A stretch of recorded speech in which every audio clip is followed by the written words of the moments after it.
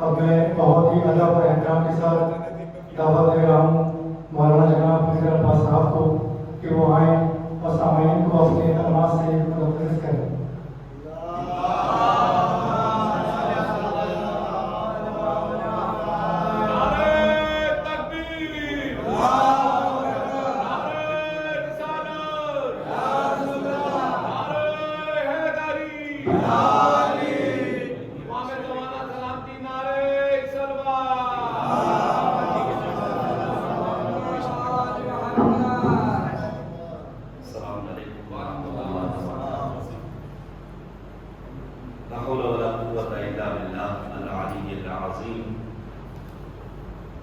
حسبنا الله ونعم الوكيل نعم المولى ونعم النصير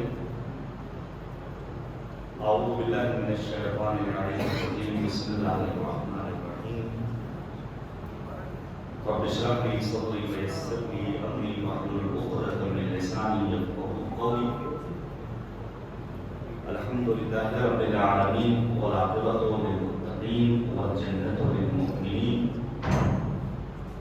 والنار للملحدين والمنافقين والكافرين والعاصين وصلى الله على سيدنا محمد وآله الأطيبين الأنجلين الأطهرين الأكرمين المعصومين المظلومين المنتخبين المنتجبين الذين أذهب الله عنهم الرجس وطهرهم تطهيرا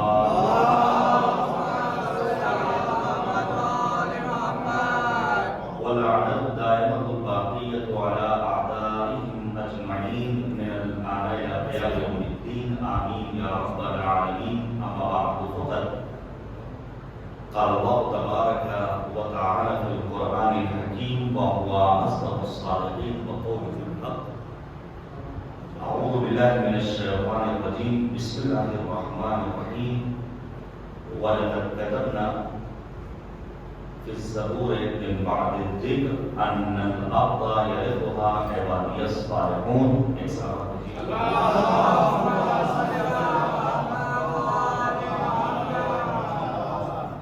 آواز بلند سلوات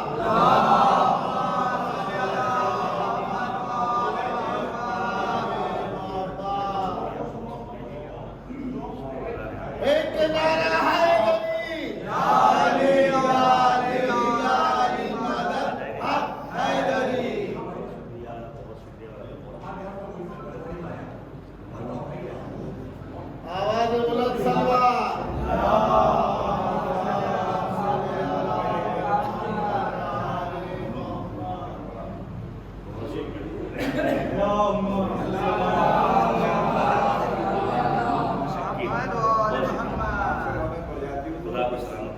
دماغوں میں جو ہے اس کے تار کھل جائے گا۔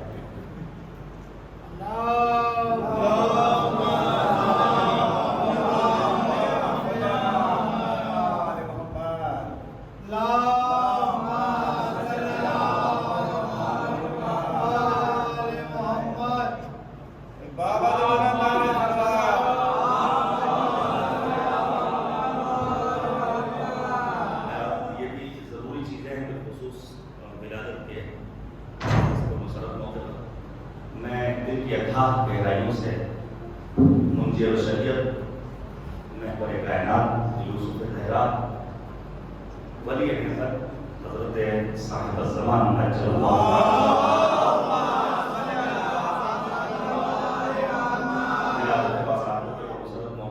آپ سبھی کی خدمت میں ہدیہ نبی کو تحیت پیش کرتا ہوں اور آپ لوگوں برادران کا اور آپ تمام حاضرین کا سبھی طرف سے شکریہ ادا کرتا ہوں جنہوں نے اس دور غیبت میں اپنی ذمہ داری کا احساس کرتے ہوئے معرفت سرکار حجت کے لیے چھوٹی سی کوشش پیش کی ہے پروردگار انشاءاللہ ہم سب کی اس کوشش و کاوش کو اپنی بارگاہ میں شرف قبولیت میں آئے.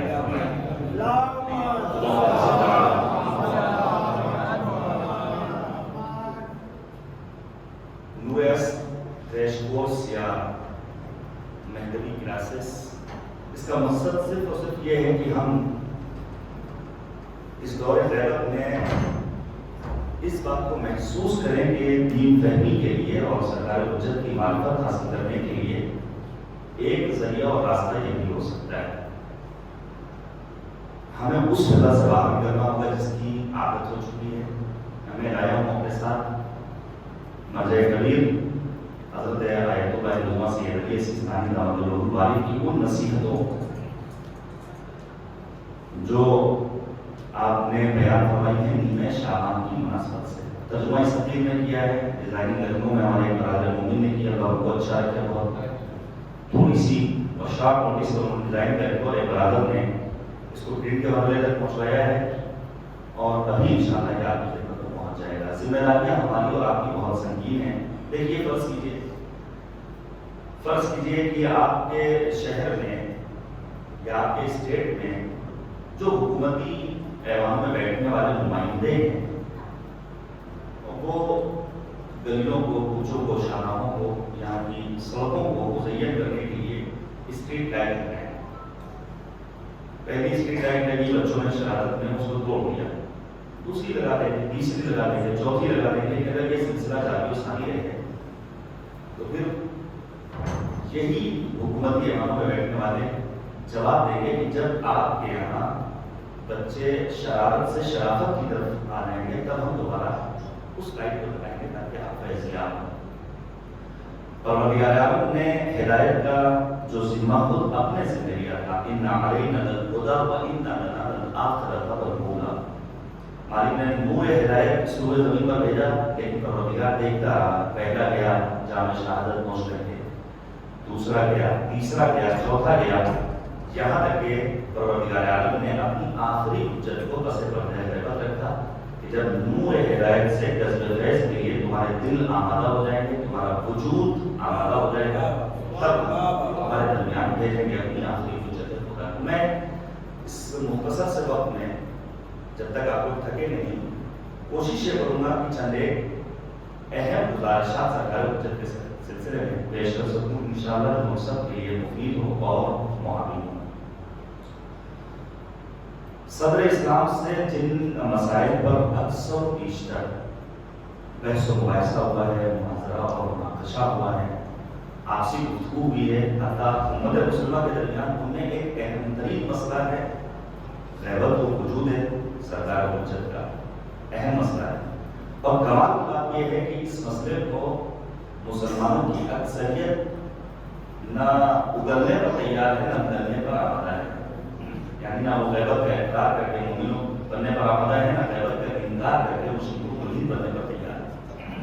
اور میں یہاں پر یہی کہنا چاہتا ہوں کہ ایسا محسوس ہوتا ہے گویا ان کے بزرگوں کی فارحانہ الفت و محبت نے ان کے فکر و شعور کو مفلوج کر دیا ہے. ان کے پاس دل تو ہیں لیکن سمجھنے کی صلاحیت نہیں ہے. قرآن کہتا ہے لوگ قلوب لا یفقهون بها, سمجھنے کی قوت ادراک ان کے پاس موجود نہیں ہے. ولہم اعین لا یبصرون بها, آنکھیں تو ہیں لیکن تو دیکھتے نہیں, کان تو ہے لیکن سنتے نہیں. قرآن کہتا ہے اولئک کالانعام, ان کی مثال جانوروں کی ہے. بل ہم اضل, بلکہ یہ جانوروں سے بھی زیادہ بدتر ہیں. جب کبھی بات غیبت کی آتی ہے, ساری کی ساری غیبتیں آج کا مسلمان قبول کرتا ہے. اور جب اس سے پوچھا ہے کہ کیوں تسلیم کرتے ہو تو اس کا جواب یہی ہوتا ہے کیونکہ پروردگار کا اعلان ہے, اللہ کے حبیب نے رہنمائی کی. توحید کے مرحلے میں پروردگار عالم غائب ہے, خدا کی وحدانیت کا مسلمان اقرار کرتا ہے. نبوت کی منزل میں انبیاء کو اپنی آنکھوں سے نہیں دیکھا ہے لیکن مسلمان تسلیم کرتا ہے. قیامت جیسے اندیکھے تذکرے پر ایمان رکھتا ہے. قبر میں پائے جانے والے سانپ بچھوؤں کو نہیں دیکھا ہے لیکن مسلمان اس کو مانتا ہے. جنت و جہنم کو آنکھوں سے نہیں دیکھا ہے لیکن مسلمان سے مانتا ہے. کیوں؟ اللہ نے کہا ہے, اللہ کے رسول نے کہا ہے. تو جو اللہ کا رسول یہ کہہ کر گیا ہے کہ میرے بعد میرے 12 جانشین ہوں گے، جن میں کا آخری وہ ہوگا جس کا نام میرا نام ہوگا، جس کی کنیت میری کنیت ہوگی، جو شکل میں، رفتار میں، شمائل میں، گفتار میں میرے ہی جیسا ہوگا۔ تو آخر اس کی امامت کو، اس کی ولادت کو تو ماننے کے لیے انکار کیوں؟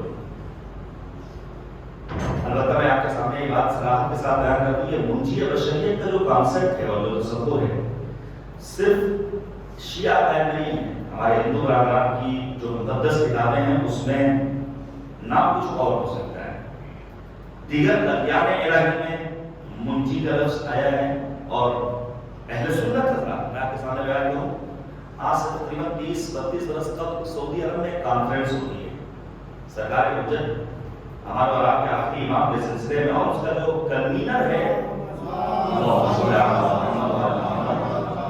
ڈاکٹر عبدالحسین، سوچیے وہابیت کا دور، وہابیت کا مرکز، اس کنوینر نے کانفرنس کے اختتام پر یہ اعلان کیا کہ مہدویت سے انکار نہیں کیا جا سکتا ہے۔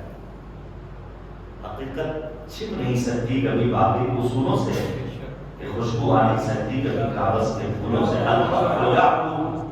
ولا یعلى علیہ، اکثر رد رہتا ہے، کوئی جگہ پر فوقیت نہیں پا سکتی۔ شب جمعہ ہے، یہ میں سرکار علامہ جوادی اور اللہ مقام کے 6 نسخوں کا سہارا لوں، پھر چند ایک باتیں آپ کے سامنے پیش کروں۔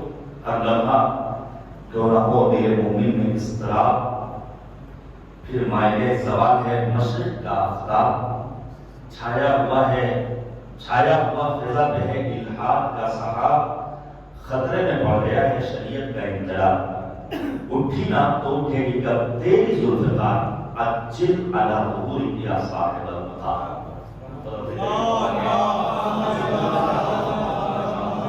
چلے گزارشاں سرکار حجت کے سلسلے میں دیکھیے، اور یہ بات ہے، دیکھیے اگر کلاس کا نام رکھا گیا ہے تو حضور تو الحمدللہ آپ سے بہتر جانتے ہیں، جو ہمارے چھوٹے بھائی ہیں۔ میں نوجوانوں سے یہ عرض کرنا چاہوں گا، جب آپ اپنے کلاس روم میں جاتے ہیں کیا ٹیچر کے سامنے بغیر کاپی قلم کے بیٹھے ہونا چاہیے تھا؟ آمادہ ہوگا ذہن ہمارا انشاءاللہ۔ ہم دھیرے دھیرے یہ چاہتے ہیں کہ واقعی میں فضا تیار ہو سرکار حجت کی آمد، وگرنہ حالات پوری دنیا کے آگے پیش نظر ہیں۔ باتیں علماء ہیں کہ بیان کریں کہ بیان کرتے رہتے ہیں، وہ باتیں محفوظ نہیں ہوتی، لہٰذا کوشش یہ کیجیے جس حد تک ممکن ہو اسے آپ نوٹ کرتے رہیے، اپنے موبائل کے نوٹ پیڈ پر۔ قرآن مجید میں امام زمانہ کے سلسلے میں 265 آیتیں ہیں۔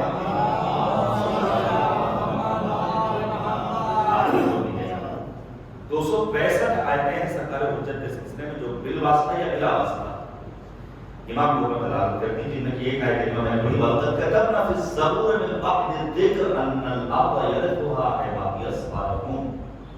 ہم نے ذکر میں زبور کے بعد اس بات کو تحریر کر دیا ہے کہ اس روح زمین کا اقتدار ہمارے صالح بندوں کے ہاتھ میں ہوگا۔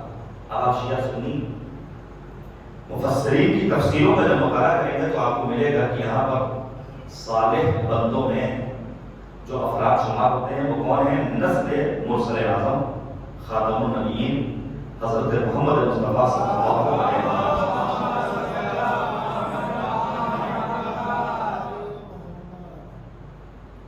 سرکار حجت کے اس دور غیبت میں جو سن 329 کے بعد شروع ہوئی یہ مدت، اس دور میں زندگی بسر کرنے والا پیغمبر کا بھائی ہے، نہ اصحاب ہے نہ امتی۔ پیغمبر کیا کہتے ہیں؟ اپنی بس میں بیٹھے ہوئے ہیں، جو دیجیے گا اپنی قسمتوں پر ہمیں اور آپ کو ناز کرنا ہے۔ میں پھر گزارش کروں گا میرے تو یہ جو کتاب آپ دیکھ رہے ہیں امام عصر کے حضور میں، یہ کتاب آپ تک پہنچے گی انشاءاللہ۔ مردوزن ہماری وہ خواتین اور باران جو یہاں تشریف ہیں ان کا شکریہ ادا کرتا ہوں۔ اس میں امام خبر سے متعلق اور ان سے منسوب کچھ دعائیں ہیں، کچھ زیارتیں ہیں۔ اس میں یہاں پر ایک چیز لکھی گئی ہے، یہ میں پہلے کلیئر کرنا چاہتا ہوں تاکہ بات آپ کے لیے واضح ہو جائے اور بعد میں میرے جانے کے چلی ہوئی آنا۔ مساجد، امام بارگاہ، سڑکیں، گلی، کوچے وغیرہ کے ساتھ ساتھ ہمارے قلوب بھی عشق و محبت اور ایمان و یقین سے روشن ہو جائے تو نور علی نور۔ ہم چراغانی کا اہتمام کرتے ہیں، ہم اپنے گھر کو ڈیکوریٹ کرتے ہیں، ہم ولادت کے موقع پر ان मुकद्दस बातों को सजाते हैं, बहुत अच्छा है, मतलूब है। हम नीमे शाबान के मौके पर अपने मरहूमीन की कब्रों पर जाते हैं। बाज़ जगहों पर कब्रिस्तान में खुदाई का काम होता है, बाज़ जगहों पर फूल सजाए जाते हैं, बाज़ जगहों पर शमع रोशन की जाती है। और शब ईद की बड़ी की साल में फकत एक नीमे शाबान के मौके पर वो शमع अदा की, बस। अव्वल एक सवाल है कि आया किसी एक रिवायत में नीमे शाबान के मौके पर मरहूमीन की कब्रों पर जाने की ताकीद है? ये मौजू है तहकीकी उलमा से मैं गुजारिश करूंगा तहकीक करें इस सिलसिले में। सानियन, हमें अपने बुजुर्गों के कब्रिस्तान की तारीकी तो समझ में आ जाती है, दिल की तारीकी हम तो नहीं महसूस करते। दिल की तारीकी कैसे दूर होगी? मारिफत के मामले में। मारिफत का मतलब नीमे शाबान के मौके पर हलवा बना लेना नहीं है। मारिफत का मतलब नीमे शाबान के मौके पर पटाखा उड़ा लेना नहीं है। मारिफत का मतलब नीमे शाबान के मौके पर फकत महफिल का एहतमाम कर लेना नहीं है। मारिफत, वो मारिफत जो मैदान करबला में हमें असहाब हुसैन की नजर आई, मैं अभी आपके सामने पेश करूं। देखिए, दो तरह की मारिफतें यहाँ से हम गुफ्तगू कर रहे हैं। एक मारिफत है ज़ाहिरी और एक मारिफत है हकीकी। ज़ाहिरी मारिफत क्या है? यानी इमाम का बायोडेटा हमें मालूम होना चाहिए। आप जो कीजिएगा कि खुसूस हमारे मालूमात बरादरान और हमारे कमसीन बच्चे, क्या वाकई में हमें मालूम है कि इमाम की विलादत कब हुई, वक्त क्या था, अंगाम विलादत के हालात क्या थे? क्या वाकई में हमें इस बात का इल्म है कि हमारे 11वें इमाम ने अपने बेटे यानी आखिरी इमाम की विलादत के मौके पर अपनी बीवी को क्यों तलब किया? जनाब नरजिस खातून किस कबीले से ताल्लुक रखती थी? जनाब हकीमा ने क्यों उनकी तरबियत की? क्या हमें वाकई में मालूम है कि इमाम ने विलादत के बाद कितने अनवार देखे हैं? इमाम क्यों पसे पर्दा है गैबत है? दौरे गैबत सुगरा में इमाम के नायबीन का काम क्या था? नवाब अरबाज कौन है? क्या हमें इस बात का इल्म है कि अरीज़े के दरिया के सबूत करते वक्त अरीज़ों को क्या फकत हुसैन इब्न रौफ का नाम दिया जाए, किसी और का नहीं नाम दे सकते? हमें मालूम होना चाहिए कि दौरे गैबत कुबरा में दीन हम किससे हासिल करेंगे? ये निज़ाम मर्जइयत है क्या हमें मालूम है? देखिए, अगर हम जैसे अफराद अपनी ज़ाहिरी शनाख्त फरामोश करते हैं, मसलन मैं अपनी जाए पैदाइश भूल जाऊं कि मैं किस जगह पैदा हुआ था, मैं अपनी डेट ऑफ बर्थ भूल जाऊं, मैं अपने दादा और दादा का नाम भूल जाऊं, ये ज़ाहिरी मुशख़्ख़सात अपने अगर मैं फरामोश कर दूं तो मेरा दीन, मेरा ईमान, मेरा इस्लाम, मेरा मजहब खतरे में नहीं पड़ेगा। लेकिन अगर मुझे अपने वक्त के इमाम की इस ज़ाहिरी शनाख्त का भी इल्म ना हो तो कर इंतज़ार मसूल हूं। और ये ज़ाहिरी शनाख्त तो मुस्तशरिकीन के पास है, गैर मुस्लिम दानिशवरों के पास है, हमें तो नहीं। हम तवज्जो नहीं देते, हम अहमियत नहीं देते। लिहाजा गुजारिश करूंगा, ये जो हमने इतना छोटा सा एक काम कर लिया, मैंने थोड़ी सी ज़हमत कर ली, हमारे बरादरान ने, मैं नाम नहीं लेना चाहता हूँ, थोड़ी सी ज़हमत कर ली तो हमारे ज़हन में ये ना जाए कि हमने इमाम के सिलसिले में बहुत बड़ा कोई काम कर लिया है। हर चीज अगर आप यहाँ आकर बैठे हुए हैं तो ज़हन में ना जाए हमने एहसान कर दिया है, हमने तो मौला के सिलसिले में अपने आप को इमाम बारगाह में पहुंचा के जवानों की आवाज को लबैक कह दी। नहीं, इमाम हमें अपनी याद से फरामोश नहीं करता है। आप यकीन जानिए, अगर इमाम में वक्त की नजर इलाही हमारे और आपके शामिल हाथ ना हो तो हम समाज में सब उठाने के लायक। और ये हमारा और आपका इमाम के सिलसिले में किसी एक काम को अंजाम देना, हद ये आपके सामने पेश करूं। मसलन इधर में मैंने बात मसाजिद में देखा है, एक कैलेंडर किसी भी चीज सुबह में जब मुअज्जिन आता है तो आने के बाद वो सिर्फ और सिर्फ दिन की तारीख और दिन की अदद को बढ़ा दिया करता है। क्या मतलब? यानी इमाम की गैबत को 1200 साल और कितने दिन हुए हैं, तो इसमें कितना टाइम लगता है? कैलेंडर में तारीख चेंज करना कितना वक्त लगता है? शायद एक महीना लगता हो, लेकिन उसका ये अमल भी इमाम की मारिफत के उसूल की राह में मुआविन और मददगार है। लिहाजा ये मेरी गुजारिश है, 2 मिनट, 4 मिनट, 5 मिनट हर रोज गोशे कर रही है, وقت کے امام سے درد دل بیان کرنے کے لیے نکالی ہے۔ پھر دیکھیے زندگیوں میں کیسے انقلاب آتا ہے اور کس طرح امام اپنی نظر عنایت کے ذریعے عروج عطا کرتے ہیں۔ ہم کبھی کچھ ناز کر لیا کرتے ہیں سماج میں ہماری عزت ہے، اللہ نے ہمیں دولت دی ہے، اللہ نے ہمیں شہرت دی ہے، چند افراد میں جھک کر سلام کر لیتے ہیں، اس میں ہمارا اپنا کوئی کمال نہیں ہے، یہ وقت کے امام کی نماز شب کی دعاؤں کا صدقہ ہے۔ امام فرماتے ہیں انی لاستغفر فی کل یوم واللیل 1000 مرہ، میں ہر شب و روز اپنے گنہگار شیوں کے لیے خدا کی بارگاہ میں 1000 مرتبہ طلب مغفرت کرتا ہوں۔ تو کر کے آج سماج میں ہماری تھوڑی سی عزت بنی ہوئی ہے اور ہم عزت و آبرو کی زندگی بسر کر رہے ہیں، تو ہمیں امام کی معرفت حاصل کرنی ہے۔ یہ جو ہم اور آپ شب نیمہ شعبان علیزہ ڈالتے ہیں اور پھر یہ شعر کو بناتے ہیں کہ علیزے میں اگر فرقت کی ساری داستان لکھوں، سورج اٹھے دریا آگ لگ جائے گی پانی میں، تو یہ شعر تو گنگنا دیتے ہیں، لیکن کیا واقعی معرفت کے ساتھ ہم نے امام کو کچھ لکھا؟ کیسی معرفت؟ میں 2-3 نمونے آپ کے سامنے پیش کروں۔ مثلاً آیت اللہ العظمیٰ جعفر سبحانی حافظہ اللہ، خدا ہمارے مراجع اعظام کی حفاظت کرے گا۔ کچھ ہی مدت میں ہمارے بزرگ مراجع اس دنیا سے رخصت ہو گئے، جن میں عالم ہیں تو رستم، آیت اللہ العظمیٰ، عربی قرآنی اس دنیا سے رخصت ہوئے، خدا غنی رحمت کرے اور ان کے بس ماندگان کو صبر جمیل نصیب فرمائے۔ علماء کی زندگیوں کو آپ پڑھیے۔ آیت اللہ العظمیٰ جعفر سبحانی نے اپنی کتاب فروغ ابدیت میں لکھا ہے۔ جنگ احد کب ہوئی ہے؟ سن 2 ہجری۔ پیغمبر خاتم نے مسلمان کی ڈیوٹی کو یہ کر دی ہے، وہاں سے جب میدان جنگ میں پہنچا تمہاری جگہ یہ، تمہاری جگہ یہ، تمہاری جگہ یہ، تمہاری جگہ یہ، تمہاری جگہ یہ، ہونا بھی یہی چاہیے۔ میں پھر گزارش کروں گا کسی پروگرام کو آرگنائز کرتے ہو کام تقسیم ہو جائے تو بہت آسانی ہو جائے، لیکن نہیں ہو پاتا۔ اس کی وجہ یہ ہے کہ چونکہ ہم نے آرگنائز کیا ہے تو ہم ہی کو کرنا ہے، نہیں تو ان کے یہاں کا پروگرام ہے۔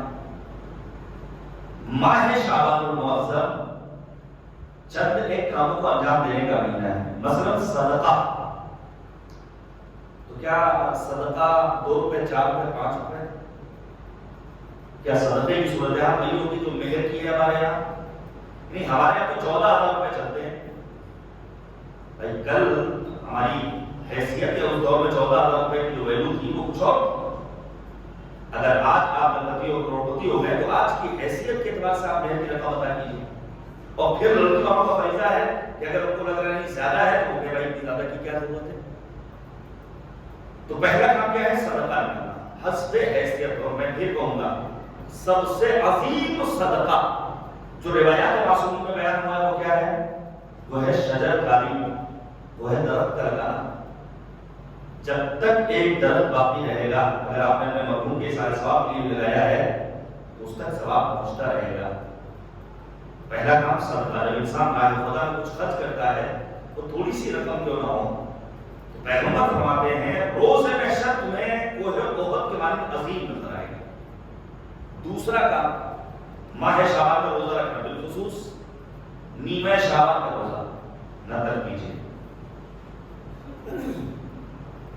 27 رجب کا روزہ، دیگر مناسبتوں کا روزہ، ماہ شعبان کے آخری 3 دن روزہ رکھ کر کے ماہ رمضان کے روزوں سے اسے ملانا مستحب اعمال تک نہیں جانا چاہتا ہوں۔ ہاں اتنی انتظار ضرور کروں گا کہ کل انشاءاللہ جب پروگرام ہوگا تو رات کا غسل مستحب ہے، کوشش کیجیے گا، موسم بھی نارمل ہے اور معتدل ہے، انشاءاللہ غسل کر کے۔ انہی کاموں میں ایک کام ہے زیارت جامع کبیرہ کی تلاوت۔ مثلا آیت اللہ ہے قاضی، مختلف مراحل اعظام کو استاد ہیں عرفانیہ کے، قبر کہاں ہیں؟ نجف اشرف میں، وادی السلام میں۔ ان کی عادت تھی ماہ شعبان میں ہر روز جمعہ زیارت جامع کبیرہ کی تلاوت کرتے ہیں۔ ہم میں سے کتنے لوگوں نے اب تک زیارت جامع کبیرہ کی تلاوت کی ہے؟ کیا کوئی 2-4-10 گھنٹے لگ جائیں گے زیارت جامع کبیرہ پڑھنے میں؟ میں کہاں تک لانا چاہ رہا تھا کہ پروگرام کا فرض کیجیے، بات برادران نے آرگنائز کیا ہے تو دیگر افراد کو پیچھے ہٹ جاتے ہیں۔ یہ ایک میں کلی بات کر رہا ہوں، ایام اعضاء ہو، شادی کا مسئلہ ہو، مرنے چینے کا مسئلہ ہو، نہیں ہمارے یہاں کا تو ہے نہیں، ہم تو پہنچ جائیں گے کیونکہ وہ ہمارے یہاں آئے تھے۔ زیارت جامع کبیرہ اہل بیت طاہرین علیہ السلام کی فضیلتوں کا ٹھاٹھے مارتا ہوا سمندر۔ اگر شیعہ کی تمام کتابوں کو خاکستر میں تبدیل کر دیا جائے، تمام کتابوں کو آگ لگا دی جائے، تنہا ایک زیارت جامع کبیرہ واقعی ہو تو اہل بیت کی عظمتوں کو سمجھنے کے لیے کافی واقعی۔ آپ پڑھ کر دیکھیے، السلام علیکم یا اہل بیت النبوہ وموضع الرسالہ ومختلف الملائکہ وخزان العلم۔ اور پھر اسی زیارت جامع کبیرہ میں ہے بكم فتح الله وبكم يختم وبكم ينزل الغيث وبكم يمسك السماء ان تقع على الارض۔ یہ جو آسمان کا شامیانہ بغیر ستون کے رکا ہوا ہے، یہ صدقہ ہے اہل بیت طاہرین کا۔ یہ جو آسمان سے بارش کے قطرات گر رہے ہیں، یہ صدقہ ہے سرکار حجت کا۔ یہ پروردگار عالم کی جانب سے جو نعمتیں ہمیں اور آپ کو مل رہی ہیں، یہ صدقہ ہے اہل بیت طاہرین علیہ السلام کا۔ اسی زیارت جامع کبیرہ کے آخر میں جو فراز ہیں وہ آپ پڑھیے، ان ذکر الخیر کنتم اولہ وآخرہ وفصلہ اصلہ وفرعہ ومعدنہ ومنتہہ ومآبہ۔ اے اہل بیت، جب کبھی خیر کا تذکرہ ہوگا تو اس خیر کی ابتدا بھی یاد ہے، اس خیر کی انتہا بھی یاد ہے، اس خیر کے مبدا و مآب سرچشمہ آپ ہیں، آپ کے سبب کوئی اور۔ اب آپ پڑھیے قرآن مجید، پروردگار عالم نے خیر کے سلسلے میں 3 طرح کی کوالٹی کے افراد کا ذکر کیا ہے۔ بعض افراد وہ ہیں جنہیں خیر سے الرجی ہے، نفرت کرتے ہیں، انہیں خیر پسند نہیں ہے۔ سوچئے ماہ شعبان، وقت کے زندہ امام کی ولادت کا موقع، program offline online علماء کے بیانات، سیرت سرکار حجت اور مشتمل کتابیں، سب کچھ چھٹی بھی ہے اتفاقاً۔ ایسا تہوار آ گیا کہ آج دنیا میں بالخصوص ہندوستان میں زندگی بسر کرنے والوں کے لیے چھٹی کا موقع ہے، سب کچھ فراہم ہے، لیکن قرآن کہتا ہے اشحۃ علی الخیر۔ کچھ لوگ وہ ہیں جنہیں خیر سے الرجی ہے۔ مثلا مروان کیا کہتا تھا، میں خانہ کعبہ تک جاتا ہوں لیکن مجھے طواف پسند نہیں ہے، مجھے نماز پڑھنا پسند نہیں ہے۔ ماہ شعبان جسے پیغمبر نے اپنا مہینہ قرار دیا ہے، اس مہینے میں بھی اللہ کی بندگی کے لیے انسان کی قدم آگے نہ بڑھے، اس کے لیے ایک کہا جائے گا اشحۃ علی الخیر۔ ایسے افراد وہ ہیں جنہیں خیر سے الرجی۔ اس کے برخلاف دوسری قسم ان افراد کی ہے جو مناع للخیر، خیر کی راہ میں رکاوٹ بنتے ہیں، اور یہ بڑی خطرناک بیماری ہے۔ خیر کی راہ میں رکاوٹ کا مطلب کیا ہے؟ خود تو بارے خیر کرتے نہیں، دوسرا کرنا چاہتا ہے تو آگے بڑھ کر کہتا ہے اس کی کیا ضرورت ہے۔ سوال میں اس قسم کے ناصر بہت زیادہ ہے، مختلف معاملات، اور یہ صرف آج کے دور میں نہیں ہے، دور امیر المؤمنین میں بھی ہے۔ حتیٰ پروردگار عالم نے سورہ مبارکہ قلم میں، ان باتوں کو نوٹ کر لیجیے، ریکارڈ ہو رہا ہے، آن لائن چل رہا ہے، مفید ہے یہ بات۔ پروردگار عالم نے سورہ قلم میں اپنے حبیب کو 9 طرح کے گروہ سے روکا ہے کہ فلاں فلاں فلاں کی آپ پیروی مت کیجیے گا۔ اس میں ایک گروہ کیا ہے؟ حماز مشاء بنمیم، پھر بعد کہتا ہے مناع للخیر، ان کا اتباع مت کیجیے گا جو کار خیر میں رکاوٹ بنتے ہیں۔ دور المومنین میں مولا کو خبر ملی فلاں علاقے میں میرا ایک چاہنے والا اللہ کا مخلص بندہ ہے جو پریشان حال ہے، مولا نے اس کے لیے 5 پیکٹ خورمے کے تیار کیے۔ یہ میں کیوں بیان کر رہا ہوں؟ وقت کا عظیم مرجع تاکید کرتا ہے، توجہ کیجیے گا، پڑھوں اس میں فرماتے ہیں کہ وہ افراد جنہیں اللہ نے دولت میں وسعت عطا کی ہے، اور وہ صاحبان ثروت جنہیں اللہ نے ان کے مال میں وسعت عطا کی ہے، شرعی رقوم ادا کرنے نیز اضطراری حالات میں مال خرچ کرنے کے علاوہ بے نواؤں، دردمندوں اور کمزوروں کی مدد کے لیے سبقت کریں، کیونکہ جو بھی امام علیہ السلام کے چاہنے والوں کی مدد کرے گا گویا اس نے خود امام کی مدد کی. اسی لیے تمام چاہنے والوں کو امام کے عیال میں شمار کیا جاتا ہے. ہمیں سے کتنے لوگ اس بات کا خیال رکھتے ہیں؟ امیر المومنین کو خبر نہیں فقہ علاقے میں بندے پروردگار نے اس کے لیے 5 پیکٹ خرمے کے تیار کیے. 5 پیکٹ. اور خرمے بھی معمولی خرمے نہیں تھے، امیر المومنین کے اپنے باپ کے خرمے تھے. یہ خرمے نہیں جو آپ بازاروں میں مل رہے ہیں. یہ غلط فہمی ہے کہ اہل بیت طاہرین فقیر تھے، معاذ اللہ تندرستی کے شکار نہیں. انہوں نے اپنے دور کے اسٹینڈرڈ کے اعتبار سے زندگی بسر کی. امام صادق کا دور کچھ اور ہے، ان کا لباس کچھ اور ہوا کرتا تھا. امیر المومنین کا دور کچھ اور ہے، ان کے لباس کا انداز کچھ اور ہوا کرتا تھا. یہ ساری باتیں سیرت میں آپ کو ملتی ہیں.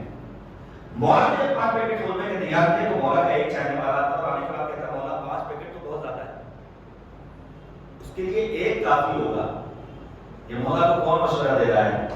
جسے نہ دینا ہے نہ لینا ہے، جس کا کوئی سروکار نہیں. اللہ نے فرماتے ہیں، امیر المومنین فرماتے ہیں مجھے شرم محسوس ہوتی ہے کہ وہ بندہ پروردگار جو اپنے سر نیاز کو رات کی تاریکی میں مالک بے نیاز کی بارگاہ میں جھکائے، صبح نمودار ہونے کے بعد وہ اپنے جیسے انسانوں کے سامنے اپنے دست سوال کو دراز نعمتوں سے اتنا دے دینا چاہتا ہوں کہ پھر وہ کسی دوسرے کا ضرورت مند اور محتاج نہ ہو.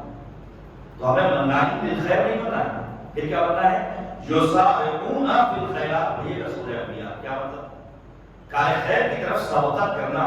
سبقت کا مطلب یہ نہیں کہ وہ ہمارے یہاں ولیمے میں آئے تھے، مجلس میں شریک ہوئے تھے لہذا ہمیں بھی جانا ہے. نہیں، جانا خبر مل جائے کہ اس کام کو انجام دیا جا سکتا ہے، مرنا جینا خوشی غم ہر موقع پر اپنے آپ کو پہنچا دینا، تب جا کر کے ہم ایمان کی معرفت حاصل کر سکیں گے. تو کیا لکھا ہے اللہ جعفر سبحانی نے جنگ بہت 2 ہجری نبی اعظم نے ڈیوٹی معین کر دی. بعض مسلمانوں نے مال غنیمت کی لالچ میں اپنے آپ کو وہاں سے ہٹا دیا. نتیجہ کیا ہوا کہ ایک پروپیگنڈا کیا. دیکھیے دور پروپیگنڈے کا دور ہے. یہ جو کشمیر کے سلسلے میں فلم بنائی گئی ہے، ہر ذی شعور باعقل انسان مسلم غیر مسلم، ہر کسی کا کہنا یہ پروپیگنڈا ہے، اس کے سوا کچھ اور نہیں. دور وہی ہے. پروپیگنڈا کیا گیا کہ نبی قتل کر دیے گئے. آپ سوچئے جو نبی اپنے دور میں اپنے امتیوں کے لیے امام ہے یا نہیں؟ نبی امام ہے. جیسے ہی مدینے میں خبر پہنچی کہ پیغمبر کو قتل کر دیا گیا ہے، نبی کا ایک چاہنے والا مدینے سے نکلتا ہے اور چاہتا ہے کہ نبی کے حالات سے باخبر ہو. درمیان رات میں اسے ایک خاتون نظر آتی ہے. یہ ہماری بہنوں کو بھی سننا چاہیے اور اس پیغام کو پہنچنا چاہیے کہ خواتین، یہ وہ ایک الگ ٹاپک ہے کہ دور غیبت میں خواتین کی ذمہ داریاں کیا ہیں. کیا وہ 313 اصحاب جن کا تذکرہ روایات میں ملتا ہے کہ بعد حضور سرکار حجت کے ساتھ ہوں گے، ان میں 313 خواتین، 313 میں خواتین کا بھی وجود ہے یا نہیں ہے؟ یقیناً ہے. خواتین کو جو حق اسلام نے دیا وہ کہیں اور نہیں ملتا ہے. آنے والا مدینے سے راستے میں کیا دیکھتا ہے کہ خاتون پشت شتر پر 3 جنازے لے کر آ رہی ہے.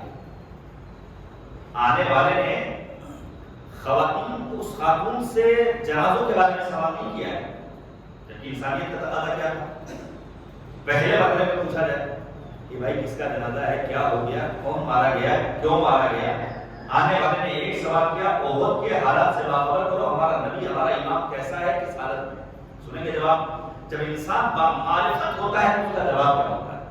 وہ خاتون کہتی ہے خدا کا شکر ہمارا امام یعنی نبی خاتم الحمدللہ بالکل ٹھیک. اب وہ پوچھتا یہ بتاؤ کہ آخر یہ جنازے کس کے ہیں. دیکھیے امام وقت کی زندگی کتنی اہمیت کے حامل ہے. وہ خاتون کہتی ہے احد میں میرا شوہر مارا گیا، میرا بیٹا مارا گیا، میرا بھائی مارا گیا، لیکن خدا کا شکر کہ ہمارا امام زندہ ہے. یہ ہے معرفت. یا ایک جنازہ گھر میں رکھا ہو نماز زیادہ ہو جاتی.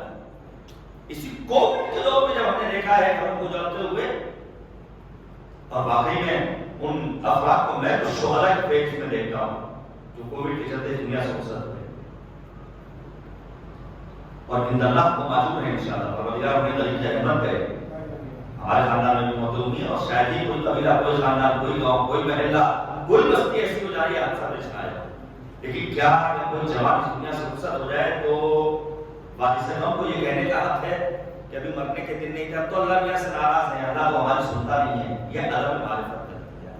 تو ہمیں خدا کی بارگاہ میں بالخصوص دعا کرتے رہنا چاہیے، اللہم اعرف فی نفسک فإنک ان لم تعرف فی نفسک لم اعرف رسولک، اللہم اعرف فی رسولک فإنک ان لم تعرف فی رسولک لم اعرف حجتک، اللہم اعرف فی حجتک فإنک ان لم تعرف فی حجتک ضللت عن دینی، اللہم لا تمیتنی میتۃ جاہلیہ ولا تضلنی بعد اذ ہدیتنی۔ یہ دعا یاد ہونی چاہیے دور جہالت میں، مستحب ہے حالت احتضار میں، جاگنے کے عالم میں جن اعمال اور اذکار اور اوراد کو مستحب قرار دیا گیا ہے ان میں ایک یہ دعا ہے، نہیں یاد ہے، قنوت میں پڑھنا چاہیے۔ چھٹے امام سے یہ دعا ہم تک پہنچی۔ قبیلہ بنی دینار کی ایک خاتون، وہ بھی 3 جنازے نبی کی راہ میں جنگ میں شہید ہونے والے کے ساتھ لے کر آتی ہے، لیکن اسے فخر ہے کہ ہمارا نبی صحیح سالم ہے، ہمارا امام زندہ ہے۔ کربلا پاک کی زاویہ سے دیکھیے، مثلا مقبرہ مکرم معتبر ترین مقبرہ ہے، کیا لکھا ہے؟ روز عاشور سعید و زہیر سینہ سپر ہو گئے، امام حسین نے ان سخت حالات میں نماز ادا کی، اور جب سعید و زہیر گرے ہیں تو اس موقع پر زہیر نے یہ سوال نہیں کیا، بولا یہ رمت ہے اسی بچی ہے، یہ سوال نہیں کیا کہ اب تو جنت پکی ہے، جنت کا نظارہ کرا دیجیے، کہاں پر ہمارا مقام ہوگا، کیا ہوگی ہماری منزلت؟ ایک سوال کیا دیکھیں معرفت کا مطلب کیا؟ اب وہی تو یبنا رسول اللہ فتح دہرا، کیا ہم نے اپنے وعدے کو پورا کر دیا ہے؟ یہ ہے معرفت۔ جس دن یہ معرفت ہمارے وجود میں پیدا ہو جائے گی، سمجھ جائیے کہ امام کے آنے میں تاخیر نہیں۔ ایک روایت کا سہارا تاکہ آپ کو اندازہ ہو کہ امام کیوں نہیں آ رہے ہیں، کیوں ہماری دعائیں بسا اوقات مستجاب نہیں ہوتی ہیں۔ ابھی ولادت کی تاریخ گزری، ہمارے چوتھے امام حضرت امام حسین العابدین علیہ السلام، مولا فرماتے ہیں الذنوب التي ترد الدعاء، وہ گناہ جن کے سبب انسان کی دعائیں قبول نہیں ہیں۔ سوء النیہ، نیت میں کھوٹ، اور یہ یقین جانی ہے، نیت کا اچھا ہونا ضروری ہے۔ اسی لیے یہ ابھی آپ نے بتا رہے ہیں بہت اچھے انداز سے دعائیں تفسیر پڑھی ہمارے وسیم صاحب نے، خدا کو سلام رکھے، لیکن پھر میں وہی کہوں گا کہ چلتا چلا ہے اللہم ادخل علی اہل القبور السرور، یہ دعا تو پڑھنی چاہیے۔ ماہ مبارک رمضان میں ہر نماز کے بعد پڑھی جانے والی دعا کون سی ہے؟ اللہم ادخل علی اہل القبور السرور۔ لیکن چونکہ یہی مولوی صاحب بھی پڑھتے ہیں، ایک مومن کو یاد بھی ہے، پڑھنے میں کوئی یاد نہیں ہے، لیکن جو سال بھر دعا پڑھنے کی تاکید ہے وہ کون سی دعا ہے؟ اللہم ارزقنا توفیق الطاعۃ وبعد المعصیہ۔ اس کے بعد ایک جملہ صدق النیہ، نیت میں صداقت کا پایا کرنا۔ دیکھیے صداقت کبھی گفتار میں ہوتی ہے، اس لیے قرآن کہتا ہے جھوٹوں پر اللہ کی لعنت، اور نیت میں صداقت، اگر نیت میں صداقت نہیں ہے تو انسان دعا کرتا رہے، اس کی دعا قبول ہونے والی نہیں ہے۔ جناب ابو ذر سے پیغمبر کہتے ہیں اے ابو ذر اپنے ہر عمل میں نیت کرو، حتی فی الاکل والنوم، اگر تم کھانا کھانے کے لیے لقمہ بھی اٹھاؤ تو قربتاً الی اللہ، بستر پر سونے کے لیے جاؤ بھی قربتاً الی اللہ۔ اسی لیے معصومین علیہ السلام کو سننے، میں یہ بڑے مسئلہ شریف بیان کرتا ہوں اپنے جوانوں کے لیے، اس میں دین مذہب کو بیان کرنے میں کوئی شرم نہیں، کوئی جھجک نہیں ہونی چاہیے، بہت ساری باتیں بات جوان تک نہیں پہنچ پاتی، اس لیے منع کیا گیا ہے کہ حالت جنابت میں نہیں سونا چاہیے، مکروہ۔ کیوں؟ النوم اخو الموت، یہاں ڈاکٹر حضرات نہیں ہیں، موت کو، نیند کو موت کا باعث قرار دیا گیا ہے۔ اگر کہ صبح آپ کو بیداری نہ ہو اور مجرم انسان کو حالت جنابت میں سو رہا ہے، وہ کیا اللہ سے اسی حالت میں ملاقات کرے گا؟ اس لیے کہا گیا کچھ نہیں کر سکتے ہو وضو کرو، تیمم کرو، نہیں غسل کر سکتے ہو تو نیت کا صحیح ساری ہونا ضروری ہے۔ معصومین علیہ السلام صبح میں بیدار ہونے کے بعد خدا کا شکر بجا لاتے ہیں۔ دوسری چیز جو دعا کی قبولیت کی راہ میں رکاوٹ ہے وہ کیا ہے؟ وہ ہے خبث السریرہ، انسان کا باطن گندا، ظاہری اعتبار سے آج مثلا وہ انڈسٹری جہاں سب سے زیادہ پیسہ جا رہا ہے دنیا کی انسانیت کا، وہ کون سی انڈسٹری ہے؟ میک اپ کی، ظاہری بیوٹی والی۔ میں اس کا مخالف نہیں ہوں، ظاہری بیوٹی بھی بہت ضروری ہے، البتہ ظاہری بیوٹی کا اپنا ایک معیار ہے۔ اس لیے کہا ہے پیغمبر نے مردوں کو اپنے آپ کو خاتون کا مشابہ نہیں بنانا چاہیے، خواتین کو مردوں کا مشابہ نہیں بننا چاہیے، اجازت نہیں ہے اس کی۔ پیغمبر نے کہا لیس منا، ہم میں سے نہیں ہے۔ باطن گندا ہو جائے کیا مطلب؟ یعنی اس کے باطن میں بیماریاں پائی ہیں۔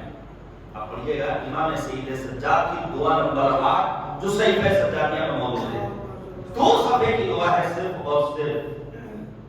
امام سید سجاد نے اس دعا میں دعا نمبر 8 میں 44 اخلاقی بیماریوں سے خدا کی بارگاہ میں پناہ طلب کی ہے۔ وہ ہے بیماری بیماری، اللہم انی اعوذ بک من ہیجان الحرص وصورۃ الغضب وغلبۃ الحسد وضعف الصبر وقلة القناعة وشكاسة الخلق وغلبة الشهوة۔ اور اس میں دی رہا ہے جب باطنی انسان کا مریض ہوتا ہے، پڑھتا ہے اللہم قل لولیک الحجۃ ابن الحسن، کہتا ہے اللہم عجل لولیک الفرج، کہتا ہے الہی یا ابو البلا، پڑھتا ہے دعائے دعا پڑھنا چاہیے۔ امام کا ظہور ہونے والا نہیں ہے۔ میں یاد کرنا چاہوں گا آج کی شب میں باشعور شاعر جناب رضا سلسبی اللہ مقامہ کو، وہ کہتے تھے کہ دلوں میں نفرت، لبوں پہ غیبت، فریبی آنکھیں، مکان مستی بلا رہے ہو، جسے بتاؤ وہ آ گیا تو کہاں رہے گا؟ باقی کو پاکیزہ رکھنا ہے، تب جا کر کے خدا تمہاری دعا کو قبول کرے گا۔ تیسری چیز بتاخیر الصلوات المفروضات عن اوقاتها، امکانی صورت میں واجب نمازوں کو اول وقت ادا کرنا۔ ابھی نماز کے نہیں جاگرکتا تو آئی ہے، بیداری تو ہے، لیکن وہ والی نہیں ہے جو ہونی چاہیے۔ پڑھیے گا پیغمبر کیا کہتے ہیں، نبی آپ فرماتے ہیں امتی علی اربعۃ اصناف، نماز کے سلسلے میں میری امت 4 حصوں میں قابل تقسیم ہے۔ بعض افراد وہ ہیں، بڑی پرانی روایت ہے، بعض افراد وہ ہیں جو کبھی پڑھتے ہیں کبھی نہیں پڑھتے، چھوڑ پکڑ کر کے نماز پڑھتے ہیں۔ پیغمبر کہتے ہیں ایسے نماز گزاروں کے لیے ویل، قرآن بھی کہتا ہے فویل للمصلین۔ بعض افراد وہ ہیں نبی کہتے ہیں نماز کے سلسلے میں جو اصلا نماز پڑھتے ہی نہیں،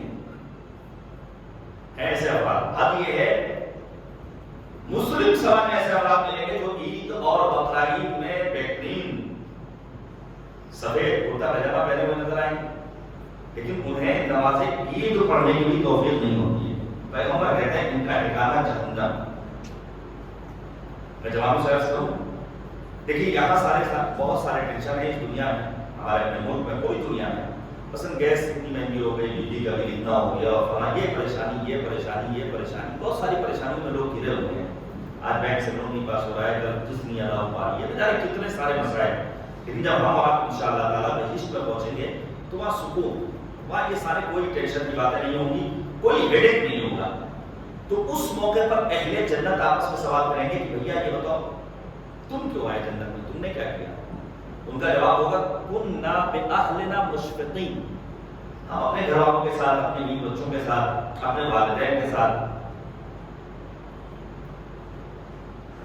رشتہ داروں کے ساتھ شفقت و مہربانی، لطوفت اور رحمت و رأفت کے ساتھ پیش آتے تھے۔ لیکن جب اہل دوزخ ایک دوسرے سے پوچھیں گے تمہارا کیسے آنا ہوا، ہم تو چوری کرتے تھے بس مثال کے طور پر، جب اہل دوزخ ایک دوسرے ہم تو فلاں کام کرتے تھے، تو ان کا جواب ہوگا لم نکن من المصلین، ہم نمازیں نہیں پڑھتے تھے۔ پھر پیغمبر کہتے ہیں بعض افراد وہ جو نماز تو پڑھتے ہیں لیکن ساہون، تساہلی، سستی، کاہلی، نیند بھی آ گئی ہے، دل بھی ادھر لگا ہوا ہے، کب شروع ہوئی کب ختم ہوئی، ایسے افراد گمراہ ہیں نبی کی حدیث کی روشنی۔ اور چوتھی قسم نبی کہتے ہیں وہ افراد جو دائما نماز پڑھتے ہیں، صرف نماز نہیں پڑھتے بلکہ ان کے یہاں نماز میں خشوع بھی پایا جاتا ہے۔ قرآن بھی کہتا ہے قد افلح المؤمنون، وہی صاحبان ایمان کامیاب ہیں جو اپنی نماز میں خشوع پیدا کرتے ہیں۔ خشوع کیا ہے؟ یعنی معرفت رب کے ساتھ انسان کے دل میں خوف خدا کا پایا جانا.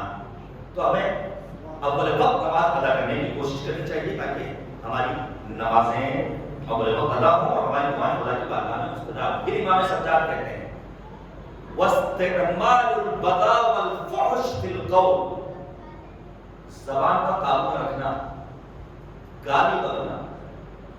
جب انسان گالی بکتا ہے تو اس کی دعا خدا کی بارگاہ میں قبول نہیں ہوتی ہے.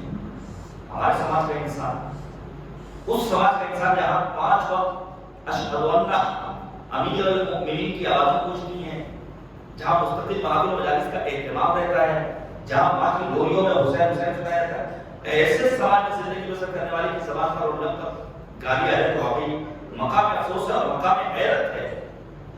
وکیل جنت میں جانے کا مشتاق ہے وہ انسان اس کے لیے قرآن کہتا ہے لا یسمعون فیہا لغوا ولا تأثیما، اس جنت میں بیہودہ باتیں سنائی نہیں دیں گی.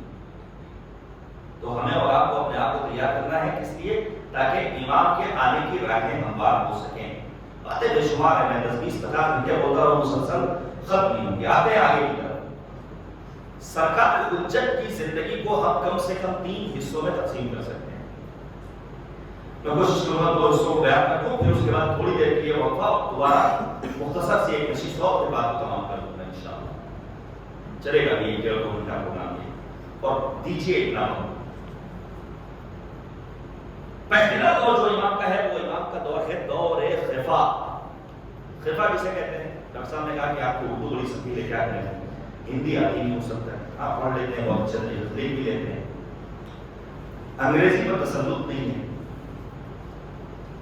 خفا یعنی مخفی ہونا.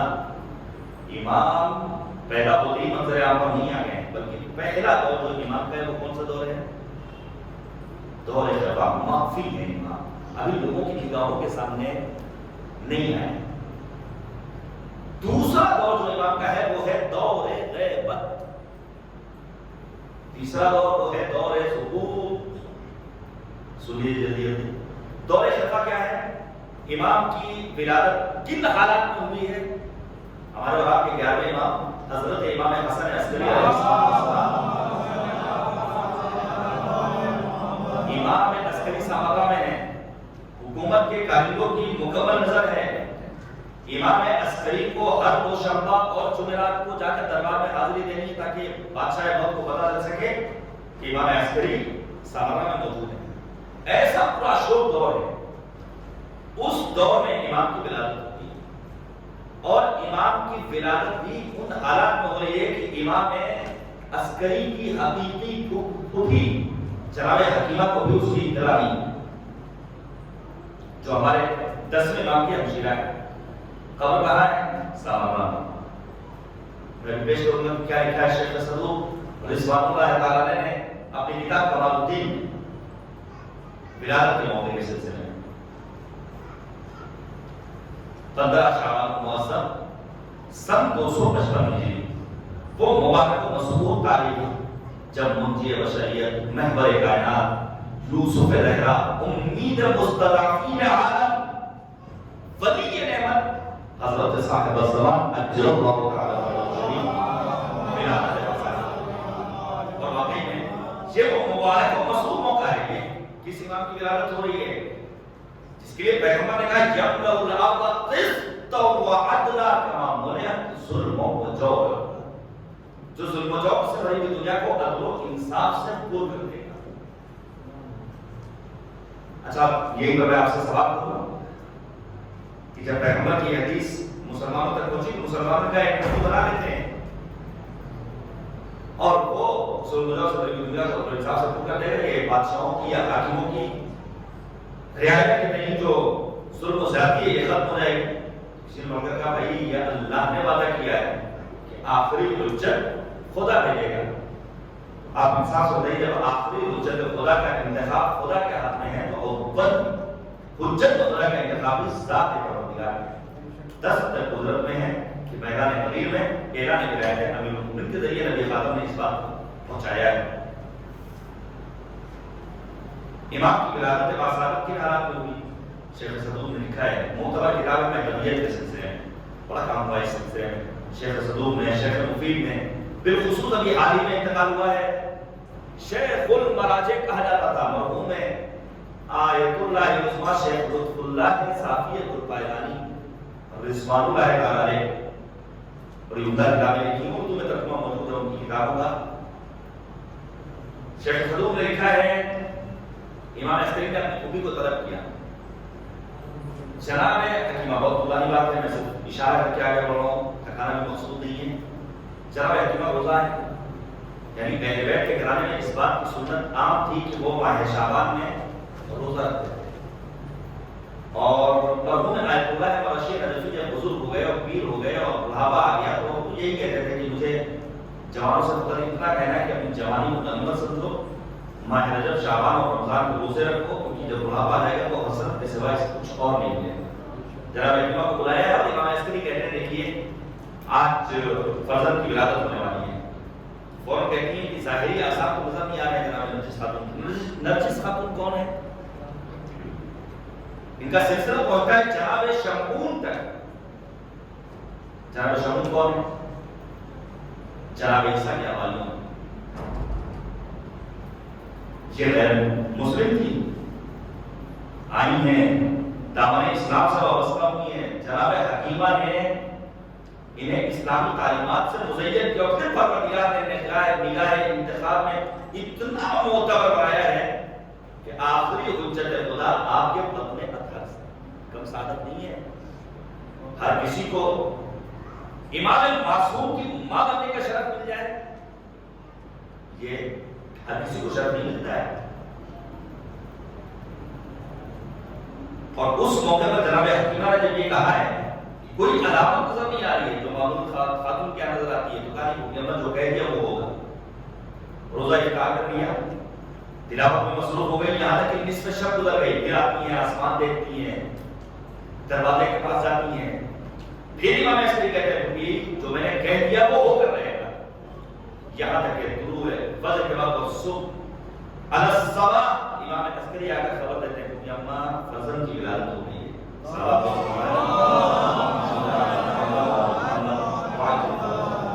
اور پھر امام عسکری نے اپنی آغوش میں لیا ہے. اب دیکھیں جو کمال تربیت ہے اس خانوادے میں. ہم اور آپ اپنے بچوں کو کبھی کبھی آزاد چھوڑ دیتے ہیں، بچہ بڑا ہوگا تو سیکھ جائے گا. نہیں، بچہ پیدا کرنا واجب نہیں ہے، جس طرح شادی کرنا واجب نہیں. شادی کرنا واجب ہے نہیں، نکاح ہو من سنتی، لیکن فمن رغب عن سنتی فلیس منی. شادی کرنا واجب نہیں ہے، شادی کر لی تو بچہ پیدا کرنا واجب نہیں ہے. البتہ کبھی رکھیے کلاس فیملی پلاننگ کے اوپر کتنے بچے پیدا کیے جائیں، کیوں آخر آج بچوں کو پیدا کرنے میں لوگ پیچھے ہیں. کیا کہا ہے ہمارے مذہب نے، کیا کہتی ہے میڈیکل سائنس؟ کیوں آخر آج خواتین اپنے بچوں کو اپنے سینے سے فیڈ نہیں کرا رہی ہیں؟ کیوں ان موضوعات پر علماء گفتگو نہیں کرتے ہیں؟ میں بات بیان کر دوں. آ گئی ہے آج طرح طرح کے معجون، طرح طرح کے سیرپ، طرح طرح کے ٹیبلٹس، کیا کیا چیزیں بازار میں افراد. میڈیکل سائنس سے کہتی ہے اور یہی معصومین کا فراہمی کرتی ہے. ایک بچہ جو اپنی ماں کا دودھ پیتا ہے پوری زندگی میں جو اس کا ذہن ڈیولپ ہوتا ہے اس مدت میں 80% ڈیولپ ہو جاتا ہے جس مدت میں وہ اپنی ماں کے سینے سے دودھ پیتا ہے. پوری زندگی 20%. ہم نے کہاں سے کلچر لے لیا؟ کلچر ہم نے کہاں سے لیا ہے؟ مغرب سے. ویسٹرن کلچر ہمارے اوپر حاوی ہو گیا. ویسٹرن کلچر نے ہمیں تباہی کے کہانے تک پہنچا دیا، جبکہ اسی ویسٹ میں خواتین نے اپنی اس غلطی کو ایکسپٹ کیا اور آج وہاں دودھ پلانے والی خواتین کی جو تعداد ہے اس کا فیصد نکالا گیا وہ 70%. اور آج ہمارے گورنمنٹ نے جگہ جگہ مختلف ہاسپٹل میں، کلینکس میں ایڈورٹائزمنٹ لگایا تو ابھی 30-40% سے اوپر ابھی خواتین نہیں پہنچی. لیکن نہیں، ہم آگے نہیں پڑھ رہے ہیں. تربیت کب کرنی ہے بچے کی؟ شادی کا ارادہ کیا ہے اسی وقت سے تربیت شروع ہو جاتی ہے. اور تربیت کے لیے ہاتھ میں ڈنڈا لے کر بیٹھنے کی ضرورت نہیں ہے. بچے نکال ہوتے ہیں، جو کرتا دیکھیں گے انہی کاموں کو انجام دیں گے. بولے وقت اگر گھر کے بزرگوں نے اپنے آپ کو مصلی عبادت پر پہنچا دیا تو یقیناً بچہ بھی مصلی عبادت پر نماز پڑھتا ہوا نظر آئے گا. ہم اپنے گھروں میں دیکھ سکتے ہیں امام زمانہ نے پیدا ہونے کے بعد سب سے پہلے اللہ کی وحدانیت کی گواہی دی۔ اشہد ان لا الہ الا اللہ وحدہ لا شریک لہ، پھر رسول کی رسالت کی گواہی دی، پھر تمام ائمہ تھا امیر المؤمنین سے لے کر امام عسکری تک تو فیصلہ پہنچایا۔ اب یہ امام عسکری نے اپنے فرزند کو ابھی پیدا ہونے اللہ کو سکھانے کے لیے پھر بھیجا ہے کس کے پاس؟ ماں کے پاس۔ ماں کو سلام کیا ہے، اپنے سر نیاز کو امام نے مالک کے نیاز کی بارگاہ میں جھکا دیا ہے۔ یہ ہے وقت ولادت کے ہنگام۔ امام 3 برس کا عمر گزر گئے کا حصہ گزر گیا ہے، 3 برس کی عمر ہو چکی ہے، ابھی لوگوں کی نگاہوں کے سامنے نہیں آئے۔ پہلی مرتبہ یہ ساری باتیں بڑی تفصیلی ہیں اور ایک ایک موضوع کے لیے مثلا دور شفا کم سے کم 10 گھنٹے چاہیے۔ پہلی مرتبہ احمد ابن اسحاق القمی، یہ کون ہے؟ دیکھیے میں مسجد جمگران کا قائل ہوں، میں نے ڈاکومنٹری بنائی ہے اس کے اوپر۔ واقعی میں کہتا ہوں کعبہ اہل دین ہے، قبلہ اہل نگاہ ہے، کروڑوں عقیدت مندوں کی حاجات کا مرکز ہے مسجد مقدس جمگران۔ علماء مراجع خود رہبر موسم اختلاف کا وہاں پہنچنا اس بات کی تاکید ہے۔ اور کیا مکمل اجتماع ہوتا ہے شب نماز شبان کو جا کر دیکھیے آپ انشاءاللہ، کیا متوازن انداز ہوتا ہے، کیا مومنین پوری دنیا سے وہاں پر یکجا ہوتے ہیں۔ لیکن مسجد جمگران جب اس کی ہسٹری کو آپ پڑھیے گا تو ایک خواب کی تعبیر ہے، اس کے سوا کچھ نہیں اور مقدس ہے۔ لیکن احمد ابن اسحاق القمی امام عسکری کے وہ صحابی ہیں کہ جنہیں امام نے حکم دیا قم میں جا کر کے مسجد بناؤ۔ آج حرم معصومہ کے پاس ایک مسجد ہے جس کا نام ہے مسجد امام حسن عسکری علیہ السلام۔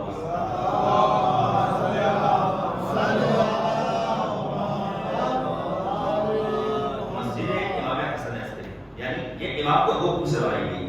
اور بڑی دلچسپ بات یہ ہے یہ مسجد بالکل مارکیٹ کے بیچ میں ہے، کافی وسیع و عریض ہے۔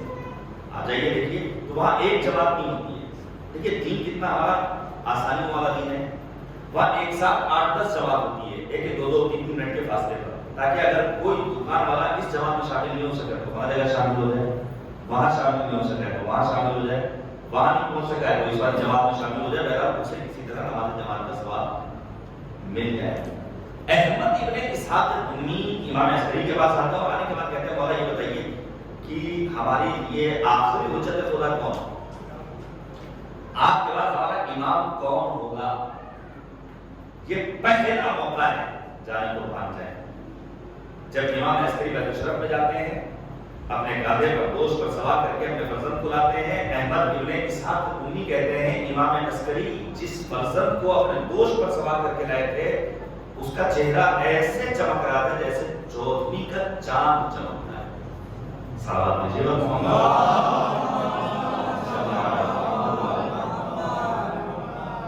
ایک موقع کیا ہے کہ لا کر کے اپنے معتبر اصحاب کے سامنے اپنے بچے کو پیش کر دیا۔ 3 برس کی عمر گزر چکی ہے۔ احمد ابن اسحاق القمی چلے گئے، آئندہ روز پھر آئے، کہا میں کیسے مانوں کوئی دلیل؟ سرکار بچہ نے خود تکلم کیا ہے اور بتایا میں ہی وہ ہوں جس کا پیغمبر نے وعدہ کیا۔ کچھ اور راستے ہیں، میں صرف اشارہ کر رہا ہوں۔ مثلا ایک راستہ امام عسکری نے اور اختیار کیا، وہ کیا ہے؟ وہ ہے مختلف عقیدے کرنا۔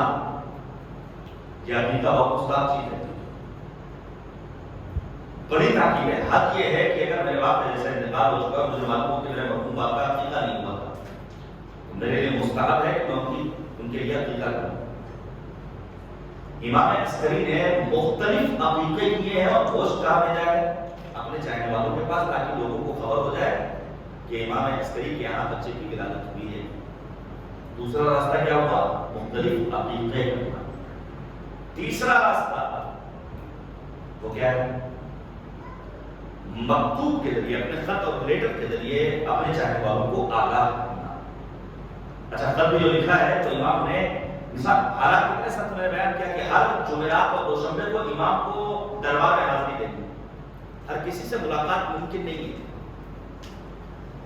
روایت کہتی ہے مولا نے ایک خط لکھا اور خط لکھنے کے بعد ایک ڈنڈے کے بیچ میں جو ہول ہوتا ہے، بس یہ جو ہمارا مائک ہے اس کے بیچ میں ایک ہول ہے، امام نے اس ہول میں خط کو رکھا اور اپنے صحابی کو دیا، فلاں شخص کو جا کر پہنچا کرو۔ دیکھیے دین ہم سے کیا چاہتا ہے، یہ جو ہم بار بار تاکید کرتے ہیں، ہم جیسے افراد آ کر کے کہتے ہیں کہ دین میں بدعتوں کو پیدا مت کیجیے، نئے نئے رسومات کو مت لائیے۔ اگر ہم جیسے افراد کسی بات کی جانب متوجہ کر رہے ہیں تو آپ نہیں اگر مطمئن ہو رہے ہیں بزرگوں سے دریافت کر لیجیے، لیکن ان مسئلہ پسند علماء کے پاس مت جائیے جو اپنے کو چمکانے کے چکر میں حقائق سے آپ کو غافل بنائے ہوئے ہیں۔ یہ بہت اہم مسئلہ ہے، ہمیں وہ کرنا ہے جس کا ہمیں حکم دیا گیا ہے۔ ہمیں اپنے طرف سے دین میں کسی چیز کو گھٹانے کا حق ہے نہ بڑھانے کا حق ہے۔ پیغمبر کہتے ہیں اذا ظهرت البدع في امتي فليظهر العالم علما ومن لم يفعل ذلك فعليه لعنة الله۔ جب بدعتیں سر چڑھ کر بولنے لگے تو علماء کی ذمہ داری ہے کہ عوام کو آگاہ کریں، اور اگر کوئی عالم ایسا نہیں کرتا ہے تو پیغمبر کی حدیث ہے ایسے عالم پر اللہ کی لعنت۔ بدعت کیا مطلب؟ یعنی دین میں اپنی طرف سے کسی چیز کو لا کر کے پیش کر دینا۔ مثلا آپ فاتحہ کرتے ہیں، نظر کرتے ہیں، اس موقع پر معمولاً اگربتی جلائی جاتی ہے۔ اگر ذہن میں یہ بیٹھ جائے جب تک اگربتی روشن نہیں ہوگی یا فاتحہ مکمل نہیں ہوگا، یہی ہے بدعت۔ اب آپ بدعتوں کی خود فہرست بناتے چلے جائیے، میں آپ کے سامنے پیش کر دوں، کوئی بات اپنی جانب سے نہیں کہہ رہا ہوں، روایت کہتی ہے محمد ابن مسلم، کون ہے محمد ابن مسلم؟ محمد ابن مسلم امام باقر اور امام صادق کے معتبر ترین اصحاب ہیں، اور اتنا عظیم جلیل المرتبہ صحابی ہے محمد ابن مسلم، تقریباً 90 کتابیں، صرف ایک کتاب، باقی ساری کتابیں ختم کر دی گئی، ایک کتاب جابر ابن حیان کے بعد پہنچی۔ آپ علمی معیار سمجھیے تو جابر ابن حیان فادر آف دا کیمسٹری کہنا ہے، قطرے کو دل سے ملا دیں تو طرح احمر میں تبدیل ہو جائے، اس حد تک۔ اور یہی کمال ہے جناب فضہ کا۔ جناب فضہ عظیم ترین خاتون کا نام ہے۔ محمد بن مسلم نے امام باقر سے سوال کیا، سألت ابا جعفر عن القائم اذا قام بأي صيغة يسير في الناس۔ جب آخری حجت خدا ظاہر ہوں گے، قیام فرمائیں گے، تو وہ کس سنت و سیرت پر عمل کریں گے؟ ان کی روش کیا ہوگی؟ ان کا طریقہ کار کیا ہوگا؟ اس موقع پر امام باقر فرماتے ہیں ما قام به رسول اللہ صلی اللہ علیہ وآلہ، وہی سنت و سیرت جو میرے جد رسول خدا کی تھی۔ فوراً سوال کیا رسول خدا کی سنت و سیرت تھی کیا؟ اس موقع پر امام باقر فرماتے ہیں رسول نے آنے کے بعد دور جاہلیت کی رسموں کو ختم کیا تھا۔ دور جاہلیت کی رسمیں کیا تھی؟ مثلا بیٹیوں کو زندہ پیوندے خاک کر دینا، شراب نوشی، قمار بازی، چھوٹی چھوٹی باتوں پر جنگ و جدال، اور نہ جانے اس قسم کے کتنے توہمات و خرافات۔ حق یہ ہے بے جان دھاگا نبی نے توڑ دیا تھا، کہا میرا خدا میرے ساتھ ہے جو میری حفاظت کرنے والا ہے، یہ بے جان دھاگے میری حفاظت کرنے والے ہیں۔ ان سنتوں کو، رسموں کو، بے جان توہمات والی باتوں کو پیغمبر نے ختم کیا۔ اس موقع پر امام باقر فرماتے ہیں جب آخری حجت خدا ظاہر ہوگی تو وہ بھی آنے کے بعد دور جاہلیت کی رسموں کو ختم کر دیں گے، اور تب آدمی کہے گا مولانا یہ کون سا دین آپ پیش کر رہے ہیں؟ اصل و نقل میں تمیز پیدا کرنے کی صلاحیت ختم ہو چکی ہے، اور واقعی آدمی چاہے کہ کیا کرے، اس مولوی کی بات سنتا ہے سوچتا ہے یہ صحیح ہے، ادھر جاتا ہے سوچتا ہے یہ صحیح ہے۔ میں پھر سے اس کو آپ کے سامنے پیش کرتا ہوں، یہ بچے کبیر محافظ کربلا کہتا ہوں آیت اللہ علمہ سید علی سیستانی دعوت الروح والے کو، کن علماء کے پاس آپ کو جانا ہے۔ میں پھر گزارش کروں گا یہ قرآن مجید جس میں اتنی ساری آیتیں، 250 سے زیادہ آیتیں، اس قرآن کے لیے امام حسین نے کیا کہا ان للقرآن ظاہرا و باطنا وللباطن ہبۃ الی السبعۃ ابطن۔ قرآن کا ظاہر، قرآن کا باطن، قرآن کے باطن میں بات کیا ہے کہ قرآن مجید کے 7 بطون پائے جاتے ہیں۔ اس قرآن مجید میں مثلا ایک آیت کریمہ کیا ہے؟ فَلْيَنْظُرِ الْإِنسَانُ إِلَىٰ طَعَامِهِ۔ انسان ترجمہ کیا ہوا ہے؟ انسان کو اپنا کھانا دیکھنا چاہیے، انسان اپنا کھانا دیکھے۔ کیا مطلب انسان کھانے کے وقت کیا دیکھے؟ مٹن ہے، چکن ہے، دتیا کا مشہور بکرے کا گوشت ہے، لکھنؤ کی شیرمات ہے، ٹنڈے کا کباب ہے، فلاں ہے فلاں ہے، یہ مقصد ہے نہیں. بلکہ مفسرین نے اگر بیان کیا جب انسان دسترخوان تک پہنچے تو ایک مرتبہ غور کر لے کہ جس کھانے کو وہ کھا رہا ہے وہ کھانا جائز ہے یا ناجائز، حلال ہے یا حرام. جب لقمہ اٹھائے تو ایک مرتبہ غور کر لے. ایسا تو نہیں کہ پڑوس میں کوئی یتیم سسکیاں لے رہا ہے، ایسا تو نہیں کہ پریشان حال مضطرب الحال بیٹھا ہوا ہے اور ہم مرتب غذائیں کھا رہے ہیں. کیا مرحلہ ایک پر ختم ہو گیا؟ نہیں، بلکہ مرحلہ اس کے آگے کا ہے، وہ ہے تعبیر کا مرحلہ، جہاں پر امام باقر فرماتے ہیں فَلْيَنْظُرِ الْإِنسَانُ إِلَىٰ مَنْ يَتَعَلَّمُ عِلْمًا. انسان یہ دیکھے وہ تعلیم کس سے حاصل کر رہا ہے. انسان کی زندگی میں جہاں اس کا گھر اور اہم کردار ادا کرتا ہے اس کی تربیت میں، جہاں وہ سماج بہت اثر پیدا کرتا ہے اس کی تربیت میں، جس میں وہ زندگی بسر کر رہا ہے، وہیں اس کا استاد بھی اہم کردار ادا کرتا ہے. استاد کی تو اتنی اہمیت ہے کہ بعد ہلاکت یزید کا بیٹا معاویہ دوم فراز منبر پر آتا ہے اور آنے کے بعد کہتا ہے یہ خلافت تو اہل بیت کا ہاتھ ہے، ہمارا ہاتھ نہیں ہے. اس کی ماں بیٹھی ہوئی ہے، یزید کی بیوی، اس نے کہا فوراً کہا کاش میں نے تجھے پیدا نہ کیا ہوتا اور یہ جملہ تجھ سے نہ سنتی. وہ کہتا ہے کاش میں نے جنم نہ لیا ہوتا اور میں بنی امیہ کے مظالم اپنی نگاہوں سے نہ دیکھتا. لوگوں کے اندر حیرت کہ آخر ملتا ہوا اقتدار، اتنی بڑی سیوا میں حکومت، اتنی بڑی باغدور، اور یہ کیوں ٹھکرا رہا ہے، اسے کیا ہو گیا ہے؟ جب تلاش میں نکلے ہیں جواسیس تو جاسوسوں نے کیا پایا کہ اس کا ایک استاد ہے جو محب اہل بیت، جس نے محبت اہل بیت کی شمع اس کے دل میں روشن کر دی ہے. یعنی انسانی زندگی میں ایک استاد کی بڑی اہمیت ہوا کرتی ہے. تو اب آپ انسان سے بتائیے، آپ نے شروع سے جو ہمارے بزرگ ہیں انہوں نے اپنے بچپنے سے، جو ہم جیسے جوان ہیں انہوں نے جو کم سی بچوں انہوں نے مستقل سنا، یہ بجانے سے اللہ دینی درسگاہ. درسگاہ کا مطلب کیا ہوا؟ درسگاہ کا مطلب جب فرض کیے اسی کا نام کیا ہے؟ نو ایئرس کریش کورس، یعنی یہ درسگاہ ہے. تو جتنے حضرات بیٹھے ہوئے ہیں وہ جو شاگرد، بولنے والا جو گیسٹ اسپیکر ہے آپ کا وہ ہوا آپ کا استاد. امام باقر فرماتے ہیں فَلْيَنْظُرِ الْإِنسَانُ إِلَىٰ مَنْ يَتَعَلَّمُ عِلْمًا. کہاں بات کھانے کی ہو رہی؟ کہاں مولا کہتے ہیں کہ انسان کو دیکھنا چاہیے وہ تعلیم کس سے حاصل کر رہا ہے. جب کبھی اپنے دینی پروگرام میں کسی کو دعوت سخن دیجیے تو ضرور دیکھ لیجیے آنے والا فاسد العقیدہ تو نہیں ہے، آنے والا عقیدے کی درستی کے لیے آپ کے درمیان آ رہا ہے، یعنی آنے کے بعد مذہبیت کے نظام کو نقصان پہنچانا چاہتا ہے. ایسا تو نہیں کہ بے روح دین آپ کے جوانوں تک پہنچانا چاہتا ہے. میرے عزیزو، مجالس سادہ کی تعداد میں خالفار اضافہ ہوا ہے، دینی پروگرامز کی تعداد میں اضافہ ہوا ہے. میں نے اپنی اس مختصر سی عمر میں بہت سارے پروگرامز دیکھے جو بعد میں پڑھے ہیں، آپ نے ہم سے بہتر دور دیکھا ہے اور کیا ہے. لیکن کیا واقعی میں وہ انسانی اقدار وہ ویلوز جو کل تھے آج ہیں؟ کیا دین کے تئیں ہمارا جذبہ وہ ہے جو کل تھا؟ اس کا مطلب یہ ہوا دین پہنچ رہا ہے لیکن بے روح دین پہنچ رہا ہے. اسی بے روح دین پہنچانے والوں سے روکا ہے بچے علیقت جناب آیت اللہ عظمہ سید علی سکتانی دعوت اللہ البارف نے. میں آپ کے سامنے بیان کرتا ہوں، میں متعلق ہوں رہتا ہے موضوع انقلاب آیت اللہ عظمہ خامنئی کا. لیکن یہ پیغام سنیے.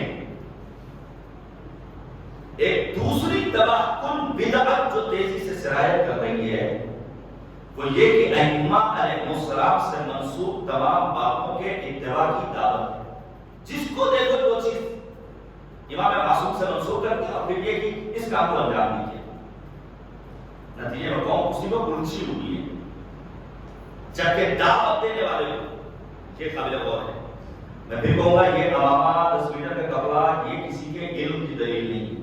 یہ ٹوپی شیروانی یہ لباس یہ انسان کے علم کی دلیل نہیں ہے. یہ ٹائی بیلٹ انسان کو ڈاکٹر انجینئر نہیں بناتی ہے. خالی علموں میں بجز موجے ہوا کچھ بھی نہیں، چھو کے دیکھا تو ہواؤں کے سوا کچھ بھی نہیں. ایسے افراد آپ کو مل جائیں گے، ڈگریوں پر راست کرنے والے افراد آپ کو ماشاء اللہ مل جائیں گے. اتنے بڑے مدرسے میں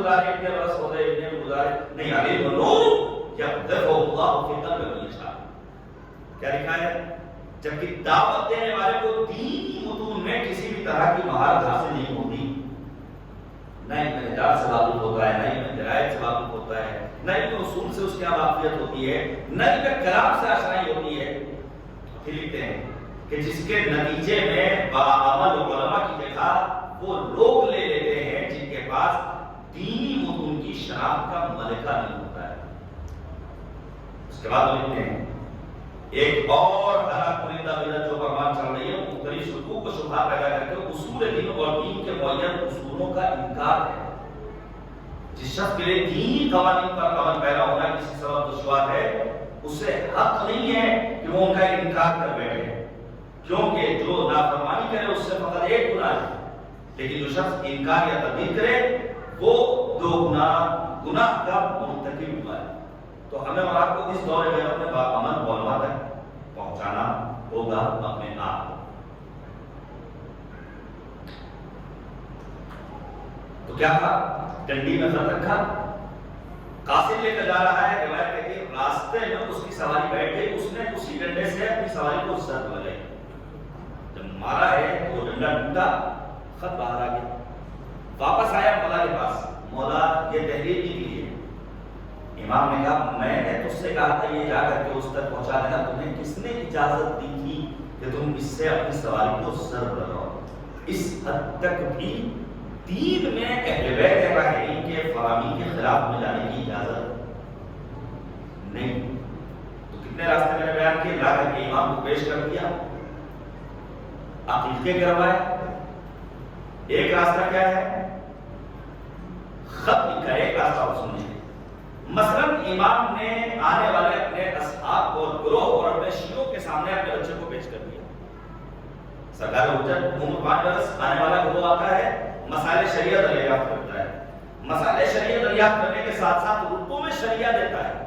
میں پھر گزارش کروں گا یہ عہد کریں، خبز نکالیں، یہ ذہن سے نکال دیجیے کہ اگر 100 روپے میں سے ہم نے 20 روپے خبز نکال دیے تو 80 ہی بچے، اور اگر ہم کو مثلا فرض کیجئے سود ملے گا تو 100 کا 150 ملے گا، 50 روپے کا فائدہ ہو رہا ہے۔ قرآن کہتا نہیں، اللہ نے ربا میں سود میں فائدہ نہیں رکھا ہے، رکوع میں شریک کو ادا کیجئے، وگرنہ کس طرح تو کس چہرے سے بیوی کے پاس ہم اور آپ جائیں گے یہ ہم اور آپ محسوس کر سکتے ہیں۔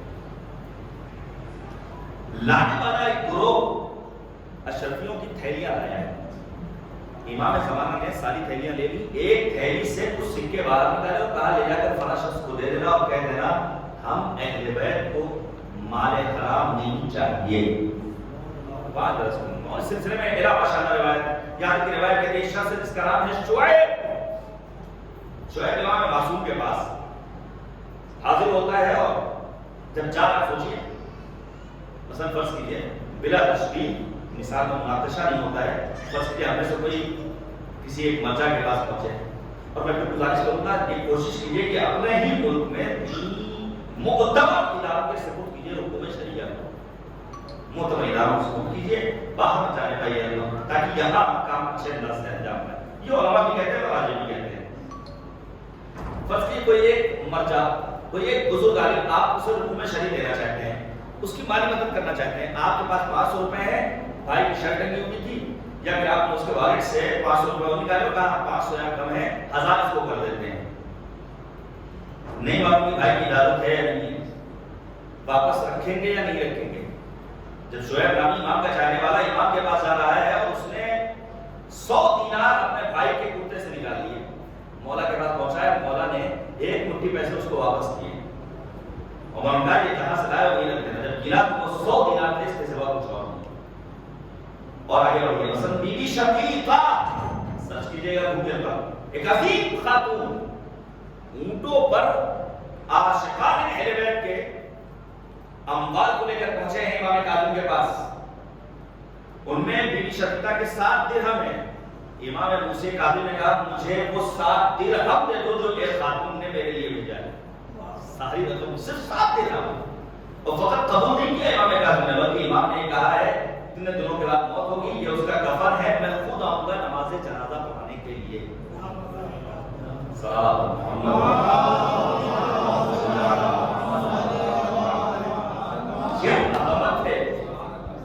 ماں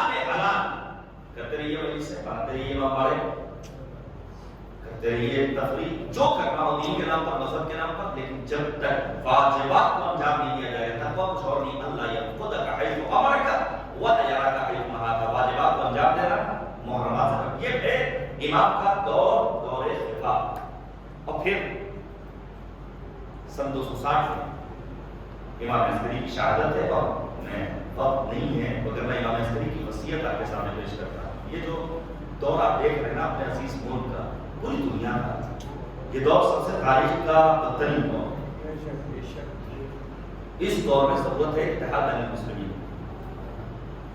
آپ کے سامنے بہت سارے افراد آئیں گے جو آنے کے بعد نہ جانے کس قسم کی باتیں کریں گے، لیکن واقعی یہ حقیقت ہے اس سرکار۔ آپ پڑھیے کیا کہا ہے امام مجددی نے، کیا کیا ہے امام خمینی نے، کیا کیا ہے ہمارے بزرگ علماء نے، کیا کر رہے ہیں آج کے بابصیرت علماء، کیا ہے رہبر معظم انقلاب کے تعلیمات، کیا کہا ہے علیہ سلطانی نے، حافظ اللہ۔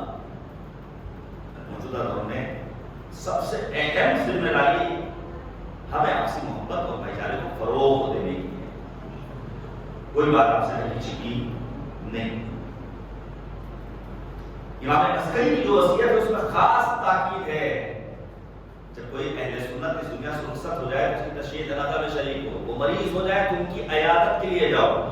امام معصوم ہمیں حکم دے رہا ہے، اور آج کے یہ خطیب، یہ ذاکر، یہ مولوی، یہ عالم، حتیٰ یہ مرجع، ہر مرجع کی تقریر نہیں کرنی ہے، میں بیان کروں گا، ہر مرجع قابل اعتبار نہیں ہے، شرط ہے۔ امام عسکری نے بیان کیا ہے باتیں الا ماشاء اللہ۔ پھر دور شروع ہوتا ہے امام کا دور ہے غیبت، 329 تک دور غیبت سے ہوگا، جن میں نواب اربعہ ہیں، عثمان ابن سعید، محمد ابن عثمان، حسین ابن روح، علی ابن محمد ثانوی، اور پھر مولا نے اعلان کر دیا، توقیع کے ذریعے مطلع کر دیا اب اپنے بعد کسی کی نیابت کا اعلان نہ کرنا۔ اور یہاں 329 سے امام کی غیبت کبریٰ کا دور شروع ہو جاتا ہے۔ اب آپ سے میں ایک سوال کرتا ہوں، جب تھک جائیے گا بتائیے گا، تھوڑی دیر کے لیے روک دوں گا، اور جتنی دیر رہیے گا میں بیان کروں گا، پھر بات کو ختم کر دیا جائے گا۔ امام کا کام کیا ہے؟ امام کے چند ایک کام ہے۔ مثلا امام کا کام ہے قرآن مجید کی تفسیر کو بیان کرنا، اور واقعی میں یہ تاریخ کو ملتا ہے۔ مثلا وہ افراد جنہوں نے اپنے آپ کو در علم سے توڑ لیا، ناتا نہیں رکھا، الگ کر لیا، جدا کر لیا، جب ان کے پاس ایک چور کو پکڑ کے لایا جاتا ہے اور کہا جاتا ہے حضرت خلیفہ یہ بتائیے یہ چور ہے، اس نے چوری کی ہے، قرآن کہتا ہے السارق والسارقۃ فاقطعوا ایدیہما، چور کرنے والا مرد ہو، چوری کرنے والا یا چوری کرنے والی خاتون ہو، اس کے ہاتھ کو کاٹ دیا جائے۔ ذرا سا واضح کیجئے ہاتھ کہاں سے کاٹا جائے گا؟ یہاں سے، یہاں سے، یہاں سے۔ خلیفہ صاحب کو کوئی علم تھا نہیں، بعد میں مدینہ العلم سے جو انسان ولی اختیار کر رہے ہیں، تو علم اگر ہوگا بھی تو وہ انسان کو بلعم باعوضہ بنا دے گا۔ بلعم باعوضہ کے پاس علم تھا، لیکن اس نے اپنے علم کی نعمت کو اپنے دور کی حجت کے مقابلے میں استعمال کیا۔ دیکھیں نعمتوں کی قدر کیجئے، نعمت فقط دولت کا نام نہیں، پیسے کا نام نہیں ہے۔ یہ جو اللہ نے اولاد دی ہے نا، یہ اولاد بھی ایک نعمت ہے۔ جو انسان کو اللہ نے دولت علم دی ہے یہ بھی ایک نعمت ہے۔ بہرحال علم ایک نعمت ہے، اس کے سوا کچھ اور نہیں ہے، اور علم کی راہ میں آنے والی تمام رکاوٹوں کو ہمیں اور آپ کو ختم کرنا ہے۔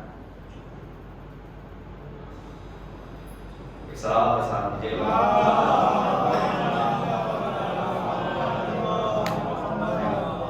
تو امام سرکار حجت حضرت صاحب زمان اجل اللہ تعالیٰ فردوس شریف، ان کی جو دوسری زندگی کا آغاز ہے وہ کون سا ہے؟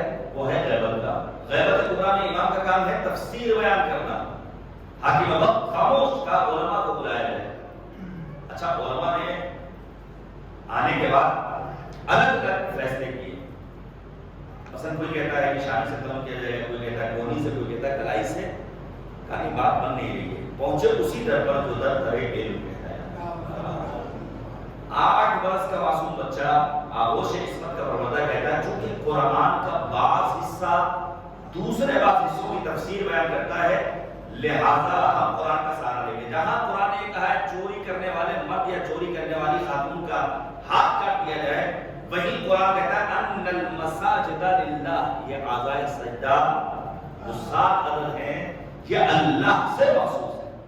چونکہ ہتھیلی اعضائے سجدہ میں شامل ہے، لہذا اس میں کسی کو حق تصرف حاصل نہیں ہے، اس کی انگلیاں کاٹی جائیں گی بس. یہ تھا آخری فیصلہ. کس نے تفسیر بیان کی؟ امام معصوم نے. دوسرا کام جو امام معصوم کا ہے، مثلا دوسروں کے لیے آئیڈیل بننا. رحمت اللہ قرآن کہتا ہے کان لکم فی رسول اللہ اسوۃ حسنہ، رسول تمہارے لیے نمونہ عمل. شہزادی قرآن کیا فرماتی ہیں؟ شہزادی قرآن سلسلے میں امام زمانہ فرماتے ہیں ولی فطنۃ رسول اللہ اسوۃ حسنہ، میرے لیے بنت پیغمبر آئیڈیل اور نمونہ عمل. امام حسین کربلا میں کہتے ہیں لکم فی اسوہ، تمہارے لیے مجھ حسین کی زندگی آئیڈیل اور نمونہ عمل. البتہ نمونہ عمل کا مطلب ہرگز یہ نہیں ہے کہ ہم آج کے دور کی جو فیسلٹیز ہیں انہیں چھوڑ دیں. بعض جو آج کی ماڈرن زندگی میں زندگی بسر کرنے کے اپنے آپ کو عادی بنا چکے ہیں، وہ یہ سمجھتے ہیں جب کہا جاتا ہے کہ ان معصوم ہستیوں کو اپنا آئیڈیل بنائیے تو وہ یہ سمجھتے ہیں کہ اب ایسی استعمال نہیں کر سکتے. جیسے بعض وہابی حضرات فتویٰ دیتے ہیں صوفے پہ نہیں بیٹھ سکتے، فلاں کام نہیں کر سکتے، یہ کام نہیں کر سکتے، چونکہ پیغمبر نے نہیں کیا ہے، جو ان کی کمپلی کی دلیل ہے. تو ہمیں اس راہ میں آگے بڑھنا ہے جس طرح کا ہمیں حکم دیا گیا ہے، جس طرح کی ہمارے لیے ہدایتیں موجود ہیں. دور غیبت کبریٰ میں بالخصوص اس کے بغیر ممکن نہیں ہے. وقت کے امام کے ظہور میں تعلیم کی دعا کے ساتھ ساتھ اپنے آپ کو آمادہ کرتے رہنا چاہیے. مگر ہم اسی طرح اپنی زندگی کے شب و روز بسر کرتے رہیں گے اور امام کا ظہور ہونے والا نہیں ہے. امام کا کام ہے دوسروں کے لیے مسائل شریعہ کو بیان کرنا. یہاں میں کچھ دیر بات کروں گا. مسائل شریعہ کو بیان کرنا امام کا کام ہے. اچھا آپ انصاف سے بتائیے، امام پس پردہ غیبت ہیں، پس پردہ مصلحت ہیں، امام کہاں اپنے کاموں کو انجام دے رہے ہیں؟ بہت ساری باتوں کو چھوڑ دیا. 14 تشبیہات بیان کی علامہ مجلسی نے. 14 تشبیہ کا مطلب یہ ہو گیا کہ ہر تشبیہ کو بیان کرنے میں 4 منٹ 5 منٹ کا وقت رکھا جائے تو 1 گھنٹہ اسی کے لیے چاہیے. جب پوچھا گیا کہ آخری حجت الہدیٰ پس پردہ غیبت رہ کر کیسے دوسروں کے لیے فائدہ مند، تو کیا فرمایا بالکل اسی طرح جیسے سورج بادلوں کے پیچھے جا کر دوسروں کو فائدہ پہنچاتا ہے. یہی تشبیہ دی گئی ہے نا. امام کا کام ہے مسائل شریعہ کو بیان کرنا. امام پس پردہ غیبت ہے. ہماری قوم کے جوان کو، ہم جیسے افراد کو امام سے مسئلہ دریافت کرنا 5G کا دور ہے. کون سی مووی دیکھیں نہ دیکھیں، کیا شوہر بلو فلم دیکھ سکتے ہیں؟ سوال ہے کس سے پوچھے گا انسان؟ ہوائی جہاز میں نماز کیسے پڑھی جائے، کس سے پوچھے گا؟ امام پس پردہ غیبت ہیں. گناہ آلود نگاہیں نوری وقت کو دیکھنے سے قاصر ہیں. یہی وہ موقع ہے جہاں امام عسکری کی حدیث آ کر کے سینہ سے پر بنتی. مولا کیا فرماتے ہیں؟ فَأَمَّا مَنْ كَانَ مِنَ الْفُقَهَاءِ صَائِمًا لِنَفْسِهِ حَافِظًا لِدِينِهِ مُطِيعًا لِرَسُولِهِ مُخَالِفًا عَنِ الْهَوَىٰ فَلِلْعَوَامِ أَن يُقَلِّدُوا. ایسا فقیہ، ایسا مرجع، ایسا مجتہد جو اپنے امر رب کو ماننے والا ہو، جو اپنے نفس کی مخالفت کرنے والا ہو، جو اپنے دین کی پاسبانی کرنے والا ہو، جو اپنے مشن کو آگے بڑھانے والا ہو، تو اب آپ کی ذمہ داری ہے کہ ایسے عالم اور مجتہد کی وہ تقلید کریں. سرکار حجت نے آخری امام نے آ کر کے مہر لگا دی. وَأَمَّا الْحَوَادِثُ الْوَاقِعَةُ فَارْجِعُوا فِيهَا إِلَىٰ رُوَاةِ حَدِيثِنَا فَإِنَّهُمْ حُجَّتِي عَلَيْكُمْ وَأَنَا حُجَّةُ اللَّهِ عَلَيْهِمْ. جب نئے مسائل پیش آئیں تو ددر کی ٹھوکر مت کھانا. یہ اجتہاد و تقلید آج کے دور کی ضرورت قرار نہیں ہے. دور امام صادق میں بھی تھا. مسجد میں جا کر کے بیٹھتے تھے زرارہ محمد ابن مسلم مولا کہتے تھے وقت الناس، جا کر فتویٰ بیان کرو. اگر نئے نئے مسائل پیش آئیں جا کر کے علماء سے دریافت کرنا، کیونکہ یہ میری جانب سے تم پر حجت ہے اور میں ان پر الہی حجت ہوں. تو مسائل دریافت کرنے کے لیے ہمیں ددر کی ٹھوکر نہیں کھانی ہے، بلکہ ہمیں مراجع اعظام کے پاس جانا ہے. ہمیں علماء، اور میں گزارش کروں گا کم از کم مفاتیح الجنان کے ساتھ ساتھ توضیح مسائل ہمارے گھروں میں ہونا چاہیے. جدید فتاوا اور جدید استفتاءات اور مشتمل کتابیں ہونا چاہیے. ویب سائٹ کے دسترسی کا طریقہ معلوم ہونا چاہیے، مراکز صاحب کی معتبر ویب سائٹ تک آپ کو پہنچنے کا راستہ معلوم ہونا چاہیے، کیونکہ بغیر تکلیف کے موجودہ دور میں کوئی کام، میں پھر آپ کے ساتھ بیان کروں ان علماء کی شان کیا ہے، بہت سارے نمونے ہیں۔ مثلا مرزا شیرازی حرمت تمباکو کا فتویٰ دیا، ایرانی عوام کی غیرت اور حمیت اور ان کے وقار کو محفوظ رکھ دیا۔ اب آپ جا کر کے حرمت تمباکو کے سلسلے میں سرچ کیجئے، مل جائے گا آپ کو کہ جب امریکہ نے آ کر کے اس بات کا اعلان عام کیا کہ یہاں تمباکو کی کاشت ہم کریں گے، ہم ہی بوئیں گے، ہم ہی کاٹیں گے، ہم ہی خریداری کریں گے، ہم ہی بزنس کریں گے، سامرا میں موجود تھے۔ جب ان سے کہا گیا مرزا شیرازی سے کہا کیا کرے گا، حرمت تمباکو کا فتویٰ، حرمت تمباکو کا فتویٰ دیا۔ حد یہ ہے کہ اس دور میں بادشاہ ایران محمد رضا شاہ کا جو نوکر تھا وہ خود ایک مرجع کے فتوے کے نتیجے میں اس کے لیے حکم نہیں بناتا ہے، نہیں، مرجع نے منع کر دیا ہے۔ یہ ہے علم کی طاقت، یہ ہے فقیہ کی فقاہت۔ آپ میوات انقلاب امام خمینی کی فقاہت کو سلام کیجئے، سلمان رشدی کے قتل کا فتویٰ دیا جو آج بھی اپنی جگہ پر باقی ہے۔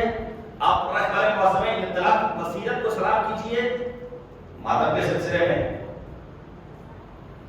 اہل سنت کے مقدسات کی توہین نہ کرنے کے سلسلے میں جو رہبر معظم انطلاق کے فتاوی ہیں، انہوں نے حقیقی اسلام کی تصویر لوگوں تک پہنچائی ہے اور پھر دشمن کو بتایا ہے۔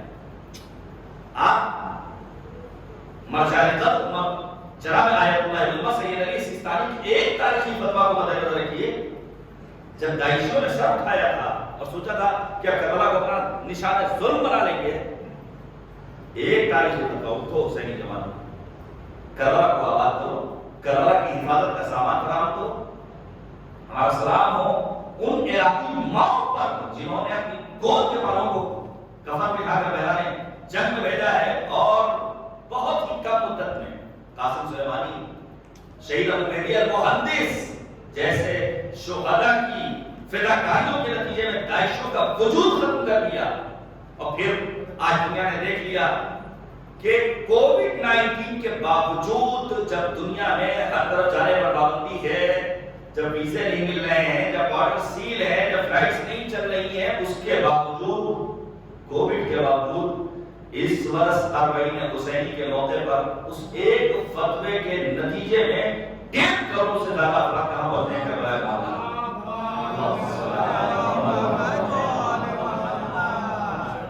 اور پھر شاید کو کہنا پڑتا ہے کہ مردان عشق کرتے ہیں سجدہ اسی طرف کیونکہ نماز عشق کا قبلہ حسین ہے۔ ایک فتوے کے نتیجے نہیں، ایک بات اور سن لیجیے، مثلا میں گزارش کروں گا علماء کی زندگیوں کو مطالعہ کیجیے۔ ایک نام لے رہا ہوں مثال کے طور پر، مرحوم آیت اللہ ہے سید محمد رضا قربانی رضوان اللہ تعالیٰ علیہ، کون ہے یہ؟ قبر کہاں ہے؟ حرم معصومہ میں ہے۔ امام خمینی کی نماز جنازہ مرحوم آیت اللہ قربانی نے پڑھائی۔ آپ ان کے علمی معیار کو سمجھیے۔ مرحوم آغا قربانی رضوان اللہ تعالیٰ علیہ جب تقریباً 100 برس کے ہو گئے اور ان کو علاج کے لیے لے جایا جاتا ہے لندن، تو ڈاکٹر کہتا ہے کہ آخر لندن لانے کی کیا ضرورت تھی، 100 برس کی عمر ہو گئی ہے، مان لو ہماری دوا فائدہ بھی پہنچائے تو 2-4 برس اور چاہیے کہ اتنا پیسہ تم نے خرچ کر دیا۔ تو ان کے بیٹے انہوں نے فوراً جواب دیا، دیکھو تمہارا کام ہے ڈاکٹری کرنا، تمہارا کام ہے دوائیں دینا، تم میرے بابا کا علاج کرو۔ اگر تمہیں اس سوال کا جواب چاہیے کہ ہم آخر کیوں لے کر آئے ہیں، دیکھیے مرجع کی اہمیت کو پہچاننی ہے، تو تم آنا قوم ایران کا سفر کرنا، وہاں تمہیں ہم جواب دیں گے کہ آخر کیوں ہم اپنے باپ کو لے کر یہاں اتنا پیسہ خرچ کر رہے ہیں۔ لکھا ہے اور خود مرحوم آغا قربانی کے بیٹے نے اس بات کو بیان کیا ہے، سید جواد، کہ اتفاقاً ایڈریس وغیرہ دے دیا اور کانفرنس ہوگی تہران میں، ان کا فون آیا، اپنے کار بھیج دی، قم اور تہران کا فاصلہ تقریباً 150 کلومیٹر کا، 140-142 کلومیٹر کا، وہ آگے قم میں ان کو لے کر پہنچا حوض علمیہ قم میں، ہوں گے ایسے مومنین جو گئے ان کے زیارت کے لیے۔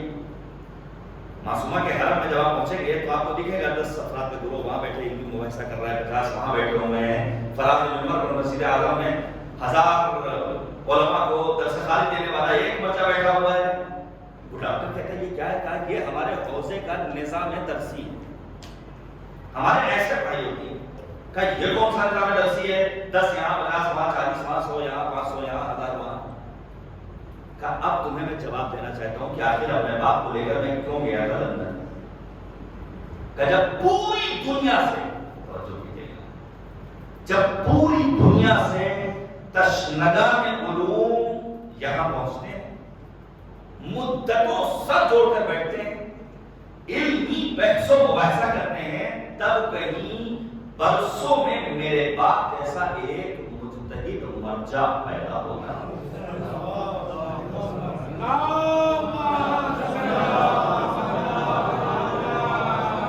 اب جا کر کے کہیں ایک مرجع پیدا ہوتا ہے. اور یہ تقلید, یہ اجتہاد, یہ مرجعیت واقعی میں دور نبوت میں بالخصوص ان ایام میں اس شیعت کی حفاظت کا ایک محفوظ ترین قلعہ ہے. اور کسی ایٹم بم سے کم نہیں ہے نظام مرجعیت. اس دور نبوت میں آبرو تشیع ہی مرجع اسلام. ایٹم شکن ہے آپ کی تقلید و اجتہاد, لرزہ ہے خوف و روب سے دنیا اتحاد. شمشیر علم فقہ سے کاٹے سر اعراض, مسجد کی درسگاہ بنی سنگر جہاد. صدر فقیہ قلعہ فولاد بن گیا, دوسری عصر علم کی بنیاد بن گیا. تاریخ اشتہار نہایت قریب ہے. عباس کمیل افراد بہت سارے اشعار میں نوٹ کر کے لایا ہوں, لیکن اس کو چھوڑ رہا ہوں. بہت سارے کمیل افراد, کم ضبط افراد, حوث کے پجاری افراد, بولے والے جوانوں کو بتلانے کی یہ کیسے فتوا دے دیا. تم کون ہوتے ہو بھائی؟ عربی متون سے تمہاری واقفیت نہیں ہے, سیاسی بصیرت تمہارے نیل زیرو. مجتہد کے فتوے کو آگے کر کے ٹارگیٹ کرتے ہو. فقیہ دین کی عزت سے کھیلنے والے خود اپنی آبرو ہی نظر بات کرتے ہیں, اور جنہیں یہود و نصارہ خرید لیتے ہیں وہ امنگاہوں میں گھس کر فساد کرتے ہیں. اس موجودہ دور میں ضرورت کیا ہے کہ ہم علمی تشنگی دور کرنے کے لیے علماء, مجتہدین, مراجع کے ساتھ تک پہنچے. آئیے یہیں پر مل کر کے بلند آواز سے دعائے فرش پڑھتے ہیں. 10 منٹ کا وقفہ ہے, اور 10 منٹ بعد ایک سیشن جتنی دیر کا بھی آپ طے کر لیں گے, اور آگے بڑھائیں گے اور باتوں کو کسی ایک تک مکمل کرنے کی کوشش کریں گے. بلند آواز سے دعائے فرش. بسم اللہ الرحمن الرحیم.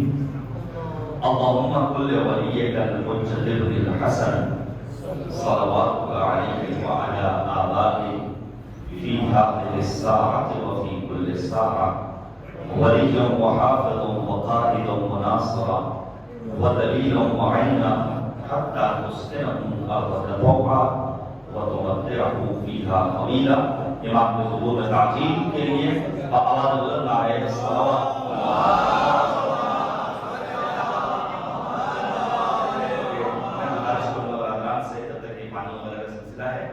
یہ ان مومنین کے درمیان تقسیم کر کے کوشش کیجیے ایک گھر میں ایک ہی عدد جائے تو زیادہ مناسب ہوتا ہے کہ دیگر افراد بھی فیصلہ ہو سکیں. کچھ اس میں ٹکڑے ہیں جو اس کلاس کے تحفے کے عنوان سے تک پہنچ رہے ہیں, اس کو انشاءاللہ آپ رات میں انتظار کیجیے گا. تو اس سے انشاءاللہ